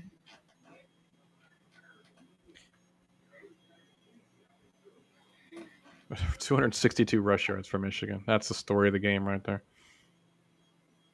Oh, it is because it's like again for Nebraska, it's like you've gotten like your tackling hasn't been good. And then there are times you've been ungap disciplined. So it's like, if you're like, if I'm the Nebraska, like people in the front office, I'm asking Matt Rule, what the heck are you doing? How is this team playing like this? So they got 260 some yards rushing, and they got 105 yards passing out of Bryce Underwood. Yeah, that's just there you go, right there. There's everything. And Underwood obviously has a 45-yard run.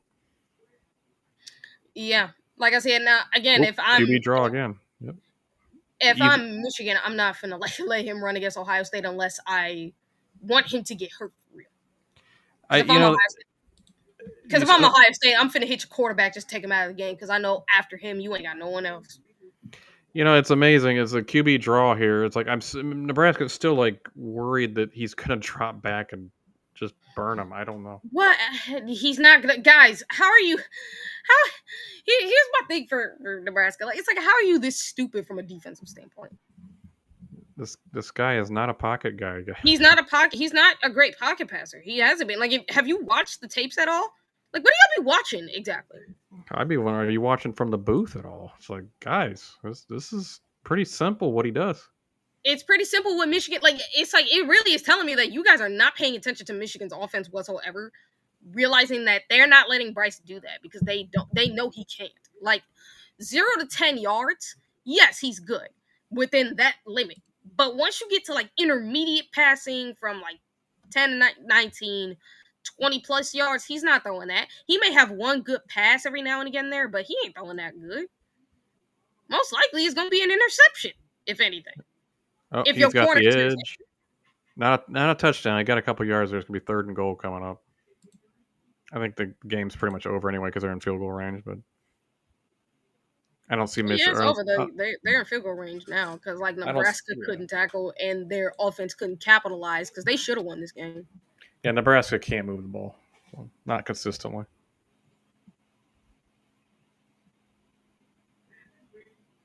And this drive has taken up 7:45. Wow. Because you can't get off the field. And they had chances to get off the field, and they couldn't tackle to save their life. Not at all. That's what's sad. And just a straight up run for Underwood, and they got him. They stopped him. It's gonna come field goal time probably. I just kicked the field goal up on Michigan. Yeah, if I'm just Michigan, I'm kicking the field goal because I'm not taking Nebraska seriously. It's just like, Well, you're up 10 with like 4.5 minutes to go. I just don't see it. Yeah. yeah, like I I said, if I'm Michigan, ooh, Look at the way he laying on his neck. ouch. He's up. He's fine. He lucky because that looked painful. But yeah, no, like if I'm Ohio State, I'm looking at this Michigan team and I'm like, nah, we finna beat the tar mess out of this team on defense. Like defensively, we finna beat the tar mess out of this team. All we need is the offense. Like we could just beat this team off field goals if we wanted to. All we need our team to do is just get down the field. That's all you have to do. Just just move the ball down the field. If you're Ryan Day. If Oklahoma showed us anything, Michigan's usually weak in the seams on defense, and they just, I don't know. Dylan Raiola has no ability to take advantage of it. He doesn't. It's kind of sad, honestly. At least for Ohio State, you got Julian Sand who can do it, and you got the receivers who definitely can. Now, if Michigan's too worried about the passing game, you could definitely use that opportunity to try to get the run game open at the same time while also being creative in the run game, such as like, I don't know. It'd be interesting to see where the running back totem pole is by then. It will Bo just be the guy by then. I think Bo is going to be the guy. I just mostly think that I mostly think that again, I think it's still going to be shared among all the running backs because I know like James People's still a good running back. It's just that sometimes it takes him a minute to find his stride at times. And then with CJ Donaldson, he's actually been really good, so I have no complaints. Who is y'all DC? You're talking about Ohio State or Nebraska? Because I don't know. I think it's about Nebraska. Oh, I bet it's a Buckeye channel. LOL. Yeah. Yes, this is a Buckeye channel. We were just having a little fun today. Yeah, this is just us because we were hoping that Nebraska would beat them, and they had chances to. Because I can go back and analyze this game and tell you just how many times Nebraska had missed so many opportunities. And most of the sacks, I will say, outside of maybe one I remember off the top of my head, is it's mainly him just not going past his first read. It really is. Because he can't. And it's like, for Matt Rule, that's what you need. Because he talks about like Ohio State having the talent, and it's like when he was trying to get some of these easier schedules, and he was talking about Ohio State's like talent and how we can afford to have matchups like Texas and them. Well, Matt Rule, maybe if you pay attention to Ohio State's coaching staff, that's why. Because it's not just the talent we have. Because again, I've talked about it multiple times. You got the talent, but if you don't have the coaching, it doesn't matter. I agree with Mike Green here. Nebraska DC sucks. Oh no, he is trash. The fact that this dude could not figure that part out is the fact that this dude can't figure out Michigan's offense is hilarious to me. I mean, it's just like the most painfully obvious. We said it a million times this live watch. It's like the most painfully obvious.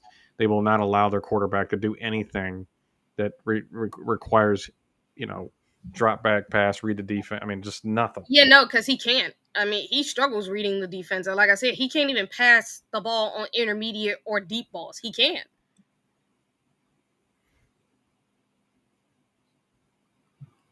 Mike Green says it. Team Up North is using linebackers to rush the QB, run the ball. Can Nebraska even run the ball would be my question, because every time it seems like they try to run the ball, it looks like they get stuffed a lot too. Now they have times where they're able to do it, but not fully. Well, Nebraska's they're gonna take it at the 25. They got 3:54. They better do something quick. They're gonna try to make. Yeah, no, like they gotta pass the ball because, dude, you're not in the position where you can just Oh, by the way, they said the Purdue Notre Dame game is set to resume at like 7 p.m. ET Eastern time. Must have had some serious thunderstorm there. Yeah, that's what it looks like. And it's like it's 5:42 on my time, so I would say for you, if it's 7 p.m. Eastern time, I think it would be like about 18 minutes. Yeah. Or unless it's going to like 8 in y'all time as well. Not sure. I'm not gonna be. I'll be watching the Indiana Illinois for y'all because it's 7 p.m. Eastern time. 7:30 Eastern for what Indiana. time is it? What time is it in your room now? 6:45 right now. Yeah, so I think it should be. So for mine, it pretty much be like 6 o'clock. Dylan, you have all the time in the world. Finally, you found your check down. You got a first down, but gee, it was not even a good throw. No, it was not. Just sitting there staring at one read the whole time. That's because that's because Nebraska never taught him how to read. Go past your reads. God, Jesus Christ. I would lose my mind if that were Julian saying. Okay, snap, and then they blew the whistle. I mean, Michigan will, yeah, exactly, Tyler. Michigan will absolutely let them have that underneath route all day. They don't care at this point. Jeez, of course they don't care because it's like with Nebraska again, like even though you really can't take them seriously as far as like being able to read past like the first, what you call it, like as long as you keep down his first read, you should be fine. Exactly. Tyler's right. He just locks down on that guy every time. He doesn't even move his head. I've never seen it. I mean, it's rare you see a quarterback not move their head at all. Well, there's another quarterback by the name of Caleb Williams. He really doesn't move his head. True. Good point. So like it's not new. Like that's who Dylan Radiola reminds me of so much when I watch him play. It's like you remind me so much of Caleb Williams with the way you play. And it's like people trying to compare him to Mahomes. I'm like, Mahomes actually can read a defense. And the fact that you spend this time training under Mahomes, like you're learning from him and somehow you still don't know how to read the defense is beyond me. You can't tell me you learn from an all-time great like that and you don't know how to read the defense.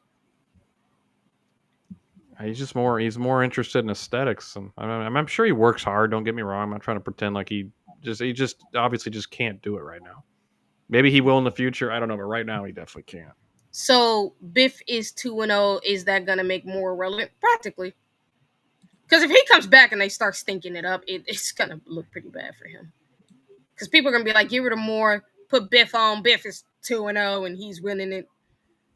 And everybody was mad at Moore for the Oklahoma game. Mm-hmm.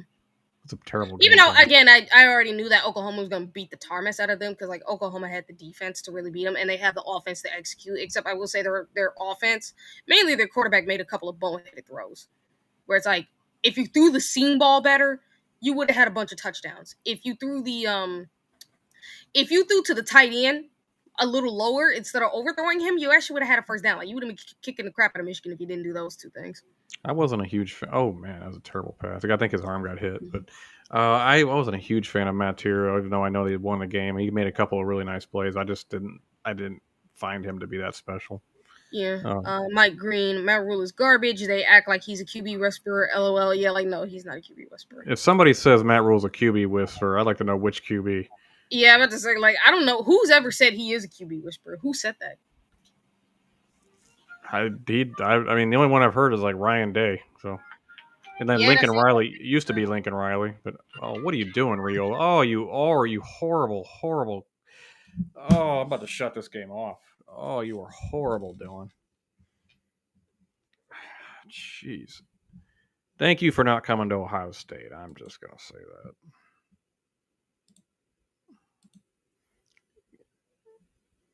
Oh, jeez, that's terrible.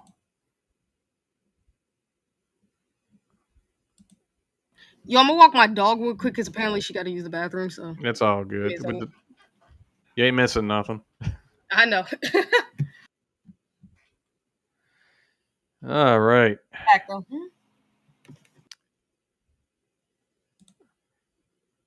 Amen, Lisa.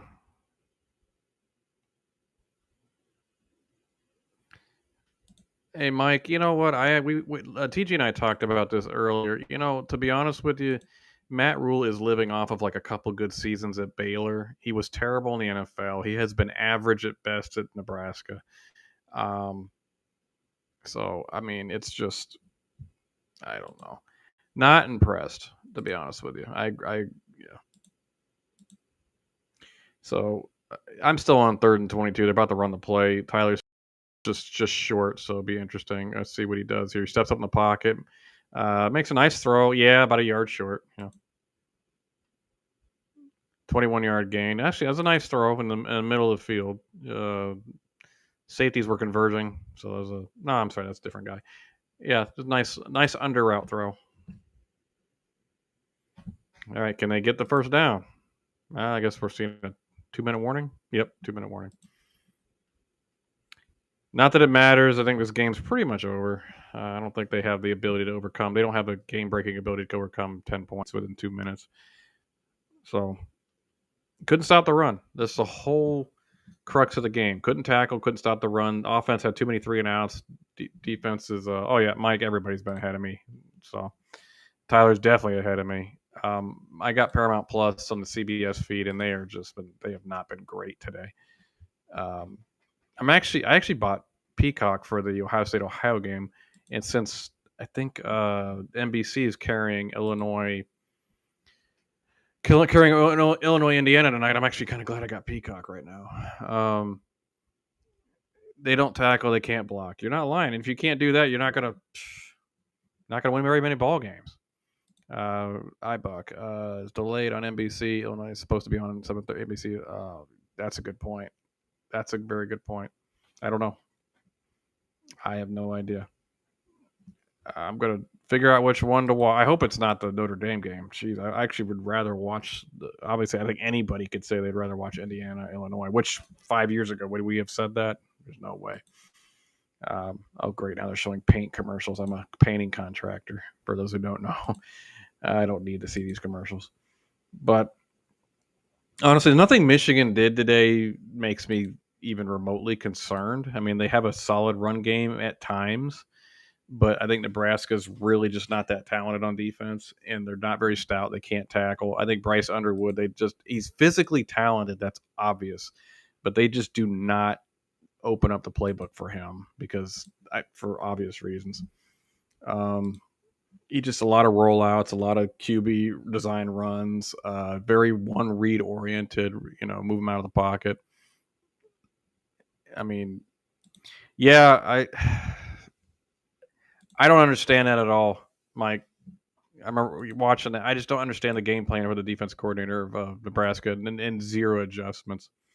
So I can't even begin to tell you what they were thinking on that. It was obvious what Michigan was doing. They're protecting Underwood. They don't go to the middle of the field. And they just, whatever. Nebraska does not deserve to win this game. Tyler says a first down because he's ahead of me. I'm still on 4th and 1. Eventually here, they'll get to it. Yeah, my feed's been terrible today. I don't know why. Last week, I was ahead of everybody. So, I don't know. I got those T-Mobile fiber optics and, yeah. All right, so quick pass. Yeah, that was a good play call. Yeah. But still, you're just running clock and...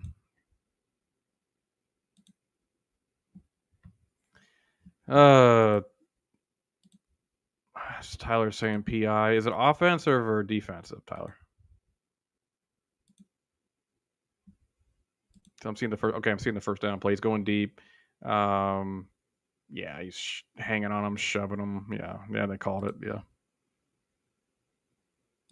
Yeah, no problem, Mike. Appreciate you guys for being here for sure. This is fun. We do live watches every week, mostly for the Buckeyes. Obviously, this week we just said, we got a bye week. Just come on for Michigan game. Yeah, we definitely, Eric and Chris, who are the main hosts at these shows, do a wonderful job of interacting with the fans, and we're interacting with just everybody. Okay, now we're cooking. Defensive PI at the 2-yard line. I think it's only 15 yards in college. So, but they're good on the Michigan 24. So, and now targeting, Tyler says. Interesting. Okay, I'm about to see that play. 1st and 10 at the 24, shotgun to Dylan Raiola. And yeah, he throws it, and nice catch. Oh yeah, that's definitely targeting. Nice throw and catch though. Wow, Michigan. Oh man, Nebraska's trying. Can't say they're not trying, and Michigan's causing a few problems. And the funny part is, TG had to leave for a second. I said, "Yeah, you're not going to miss anything," and all the action's happening now. Now I feel stupid. Oh, yeah. I mean, Michigan fans will complain, but that's definitely targeting. It's head to head. Led with his helmet head to head. I mean, it's just Michigan fans will complain about it, of course. Brian, I'm 100% with you on this one. I'm not in love with Dylan. I think he's a solid quarterback, but he's not anything special. I would definitely take. I would definitely take. Yeah, Tyler's saying bye. I would definitely take the 1 year of Will Howard and the 2 years of saying we're gonna get over Dylan Raiola for sure. Yeah, that guy's gone. It's obvious targeting. I agree, Lucia. I hope they do come back. I'm full on Nebraska fan today. I think they've had many chances they've screwed up on, and I don't think Michigan has really necessarily won the game as much as Nebraska's kind of losing the game. But to Michigan's credit, I'll say they've run the ball really well, so I can't completely take it away from them. Dylan's over 300 yards. It's funny thing. He's got really good numbers: 29 to 40 for 300 yards and 2 touchdowns, and yet he doesn't look like he's been extremely impressive. Lisa, I know I'm watching Indiana, Illinois for sure, and Miami and Florida will be on. I think Miami's going to crush Florida. I'm not too interested. I think Indiana, Illinois. I don't know what to think there. I think Illinois will win, but Indiana's tough, and I'm actually applauding the fact that Indiana is playing somebody early in the season this time. And TG's back. You are, I feel bad, T. I've been saying he wouldn't miss anything. Actually, been a lot of action since you got. There's a targeting call they're reviewing right now. It looks like the guy's going to. Yeah, I'm seeing it. Oh, you seen it? Okay, cool. Yeah, I'm seeing it. It looks like targeting. Michigan fans will say it's not. And Hillman's the one that had the personal foul from earlier, wasn't he? The reason why it is because he hit him in the helmet. I could see it. Yeah. Like head-to-head contact. That's why. Even though I agree with you, because typically we talk about the targeting contest for Ohio State. This one is one where it's like definitely targeting. Oh, if this is an Ohio State play, they called no targeting. Wow. Okay, Tyler's saying no targeting. Oh, okay. No targeting. That is definitely targeting. But of course, if this is Ohio State. Oh, it'd been targeting, yeah. But I mean, Hillman's the one getting penalized today. Oh, wait, Brandon Hillman got called for targeting? Wow, 11 p.m. Sparty versus USC. No way in heck am I watching that. I'll be asleep. Heck no. I need my sleep, guys. I'm 40 some odd years old. Touchdown, Nebraska. Okay. I get a touchdown with 138. Can we get the onside? Just get off the field. Get your defense to get off the field. How many timeouts do they have? They have 2. 2. No, 1. Gonna have to. Brian, I don't know, man. From week to week, who knows? Yeah, this is a good play call. Is it not? They did that for the first down earlier in the drive to number 10. Yeah, touchdown. That's okay. Feeling stupid. Yeah. Going for 2. That makes sense. Actually, they should because let's see. You can win with a field goal. The only issue I see with that is if you don't make it, then you have to have a touchdown. That's true.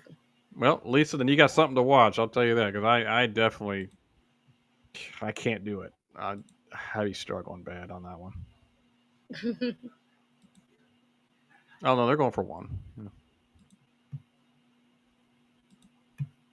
Yeah, it's 30-27. Yeah. Okay, so that way if you want to tie the game and have it go to overtime, at least you can you can kick a field goal.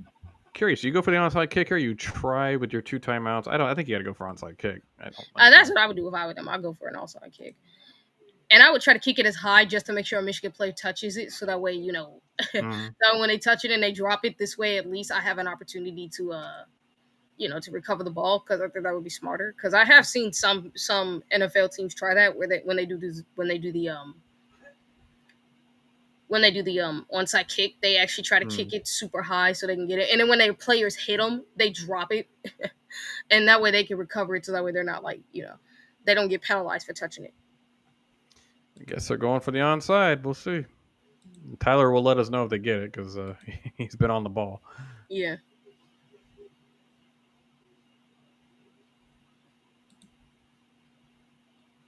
Oh, absolutely. Yeah. They absolutely should. They put the way they tackle, they better.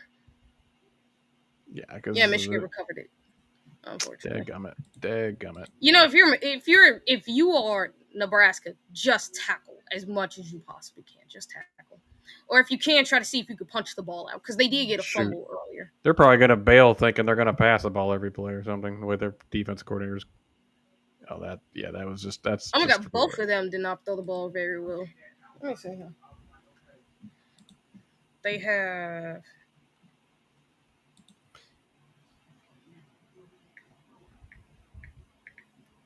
Jesus Christ, Bryce Underwood threw for 54% completion percentage. 105 yards, no touchdowns. Yeah, that is terrible. A 54% completion percentage, and then I can say Riola did outplay Underwood for sure, but the running game for Michigan out. Yeah, I mean he completed 75%, which I am shocked that he actually did. With how bad he's been when it comes to his reads and stuff. I think the biggest thing is he keeps taking losses and sacks. Yeah, he's got to. Here's the other thing you got to learn what to do: throw the ball away. Yeah, 100%. First play, run up the middle. Hey, I got about 4. Yeah. Timeout, Nebraska. Yeah, that's they have to. They got to use them. Guess they're calling it 3 yards. I mean, it's only a field goal if you can stop them, but it's only a field goal. That's all you got to do is just stop them. 1 first down, this game's over. Oh, it is. It's like if you are Nebraska, that's your biggest thing. Keep them from getting a first down. Do not let them get a first down. Yeah, Mike, you're right. The linebackers are not special at Nebraska by any means.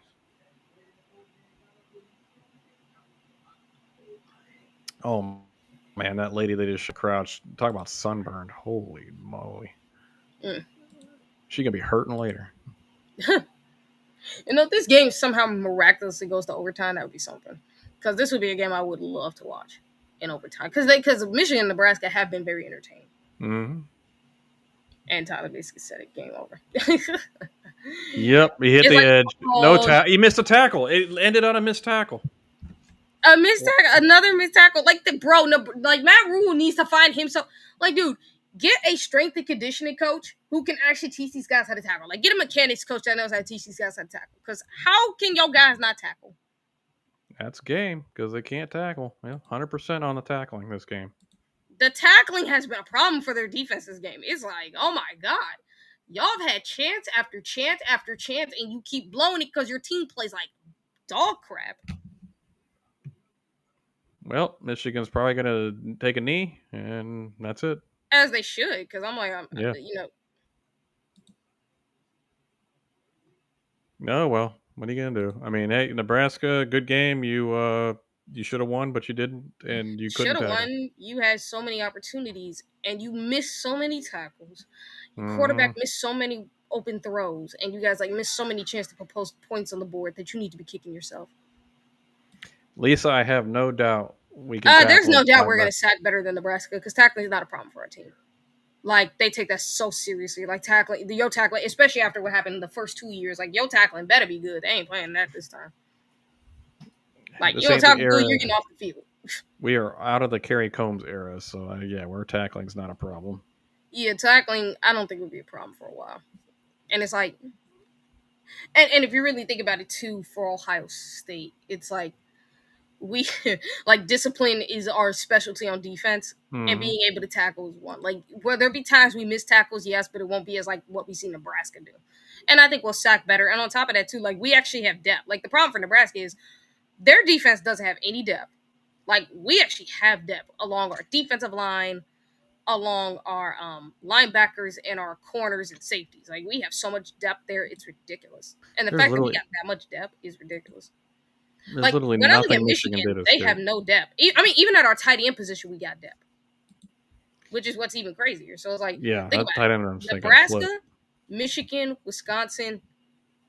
I don't know about Penn State. Penn State may have a 2 deep, but outside of that, they don't really have as much depth as Ohio State. Like, Ohio State could go 3-4 deep if they wanted to. So there is nothing Michigan did today that even worries me about our game, and not a single thing. Not one. Like, their defense isn't even all that good. Their defense is okay. It's not. Their defense is okay at best. Like, mediocre, really. And their defense is trash. I'm sorry. Like, by our standards, it's trash. And it's like, when you're mediocre, against an offense like ours, as long as Ryan Day has a good game plan put in place, we should be able to rock that defense. That's my only question mark. Will Ryan Day have a good game plan for this one? Just have a good game plan. We should be fine. But yep, I agree. It's talent wise, it shouldn't even be close. It really shouldn't. So, well, it's like I talked about, Brian. Like, it's not the fact that they'll just lose 3 games. I think they'll lose 4 because they got a good. Because imagine I say this, that they got a good chance of losing to Purdue of all teams. And Purdue game is back on, and they got the ball 2nd and 10 at Notre Dame 19 right now, and they're down 28-13, 28-16. They just got a field goal. Okay. Yeah. So, all right, T. I don't know about you, but I need to go get dinner. I'm starving. So we had fun. So unless you want to keep going, that's up to you. Though. No, it's fine. Like, I mean, it's kind of been like, kind of boring. I actually look forward to like doing I actually do want to. I wish I could come on the Washington one with y'all because I would love to watch a Washington Ohio State game. They're more fun when you do an Ohio State game for sure. I mean, like I would love to come on and do that. The Washington Ohio State game, that would be the best one to react to because Washington is actually a pretty good team. Oh yeah. And it was funny. I talked about this with Tyler because they talked about like the cupcakes and everything else. It's like, dude, we make fun of Michigan for having a cupcake schedule because they can't play against tough competition. Like, we shouldn't want the Big Ten teams to be cupcakes. Like, we should want them to be good. I'm not saying like we want them to be good enough to a point where we get beat every time, but it's like they should be competitive enough to a point where it makes Ohio State really have to look at issues because what helped us last year? It's the issues we had. And it's like we managed to address that later. So, because we're going to be facing tougher teams in the playoffs too, so we need to. Yeah, I'm pretty confident about it. And think about it too. Not only that, but the playoff committee is actually going to take into account your strength of record now. So like you need to have a good conference. There's a reason why we say with Notre Dame coming to the conference because it's like you have a good conference and you're going to have like legitimate like chance to get into the playoffs because you could be one of the 4 Big Ten teams. So like for Ohio State, they're always going to have the benefit of the doubt because they play tough competition. Oh, 100%. When they don't, it's rare. Like 2024 was a rarity. They didn't have a non-conference game that was tough. That was a rarity. And they actually had a tough conference schedule with 3 top 5 matchups. So yeah, they're the softest team in the Big Ten. I wouldn't say softest, but they're not. No, it's not like hard. It's not the fact they're not soft. DK1, they're not soft. They are just undisciplined and lack so many techniques to make themselves a good team. Like the talent's there. It's just that the tackling isn't good at all. The Dylan Raiola cannot get past his first read. Like, it's a problem that needs to be addressed. Funny thing is, Andre, we didn't really call it as much as we just kind of reacted to it. Normally it's more of a call, but this one, I can't. I don't know the rosters. I didn't care enough to call it. Honestly, it was like, look, I know enough about Michigan's roster, and I know enough about Nebraska's. It's just that both these teams have no depth. Both these teams absolutely suck. Both these teams have nothing. So it's like I'd actually say Tyler did more calling than we did. Right. I mean, he was more ahead. He was way ahead, yeah. Thank you, Tyler, for that. Thank you, guys, everybody, for joining us. We had fun. And you're right, DK1. This is the worst tackling I've seen of any team all season. That is the worst tackling. It's pretty bad. It is the worst. About that. It was pretty bad, but you know what? At least we're not Nebraska fans. Right. So. Alrighty, I think we're gonna head out, guys. Nebraska's defense is soft. I wouldn't say their defense is soft. They can't tackle. Their fundamentals for tackling god awful. They were definitely worn out. So they were. Yeah, and they were getting worn out because the offense wasn't helping them. But their fundamentals as far as tackling is absolute garbage. And I'm not seeing it. I'm hoping the freaking Illinois game's on. Yeah, there it is. Maybe yes. I think I can actually watch it tonight on Peacock. Sweet. Oh, I got an app on my TV where because of my blue TV, I can actually watch stuff on Peacock and NBC. For free. If it's on Peacock, I'd watch it for free. Nice. Awesome. I'm a sucker who has to keep paying for these services. I don't. That's the good thing. The only one I would have to pay for would be Netflix, and I'm not even using Netflix right now. Neither am I. I don't have any use for Netflix at the moment. Yeah. So. Alrighty. Well, we'll head out, guys. We'll be back next week, probably tomorrow. Are you joining tomorrow, Tichi, for the roundtable? I don't know. I mean, if Eric wants me to, I'm more than willing to. Okay. Well, I know you got a couple shows next week with Sean and Mika. Yeah, I do. So. And look, I don't mind doing some stuff, especially if you guys want me to. And at some point, we gotta meet with Eric because he did send something. I'm not gonna talk about what it was, but it's like he's got to show me how to work it. No, I totally. I don't work anything here. I'm like, yep, I'm just here to be just to talk. That's all I do. Yeah, he knows what I'm talking about. I just can't say it live. No, I so. get you. I get you. Yeah. So, alrighty, guys, have a great evening. Watch some Illinois, Indiana, or whatever game you want. Stay up and watch USC and Michigan State if you dare. Yeah, not happening here, but USC and Michigan State actually, USC and Michigan State might could be an interesting game. But man, yeah, like staying up because that Michigan late. State's been better. Like it's one thing if they were still garbage. Like they've been better. They've been better. So give them credit. So, alrighty, guys, take care. Take care. Bye.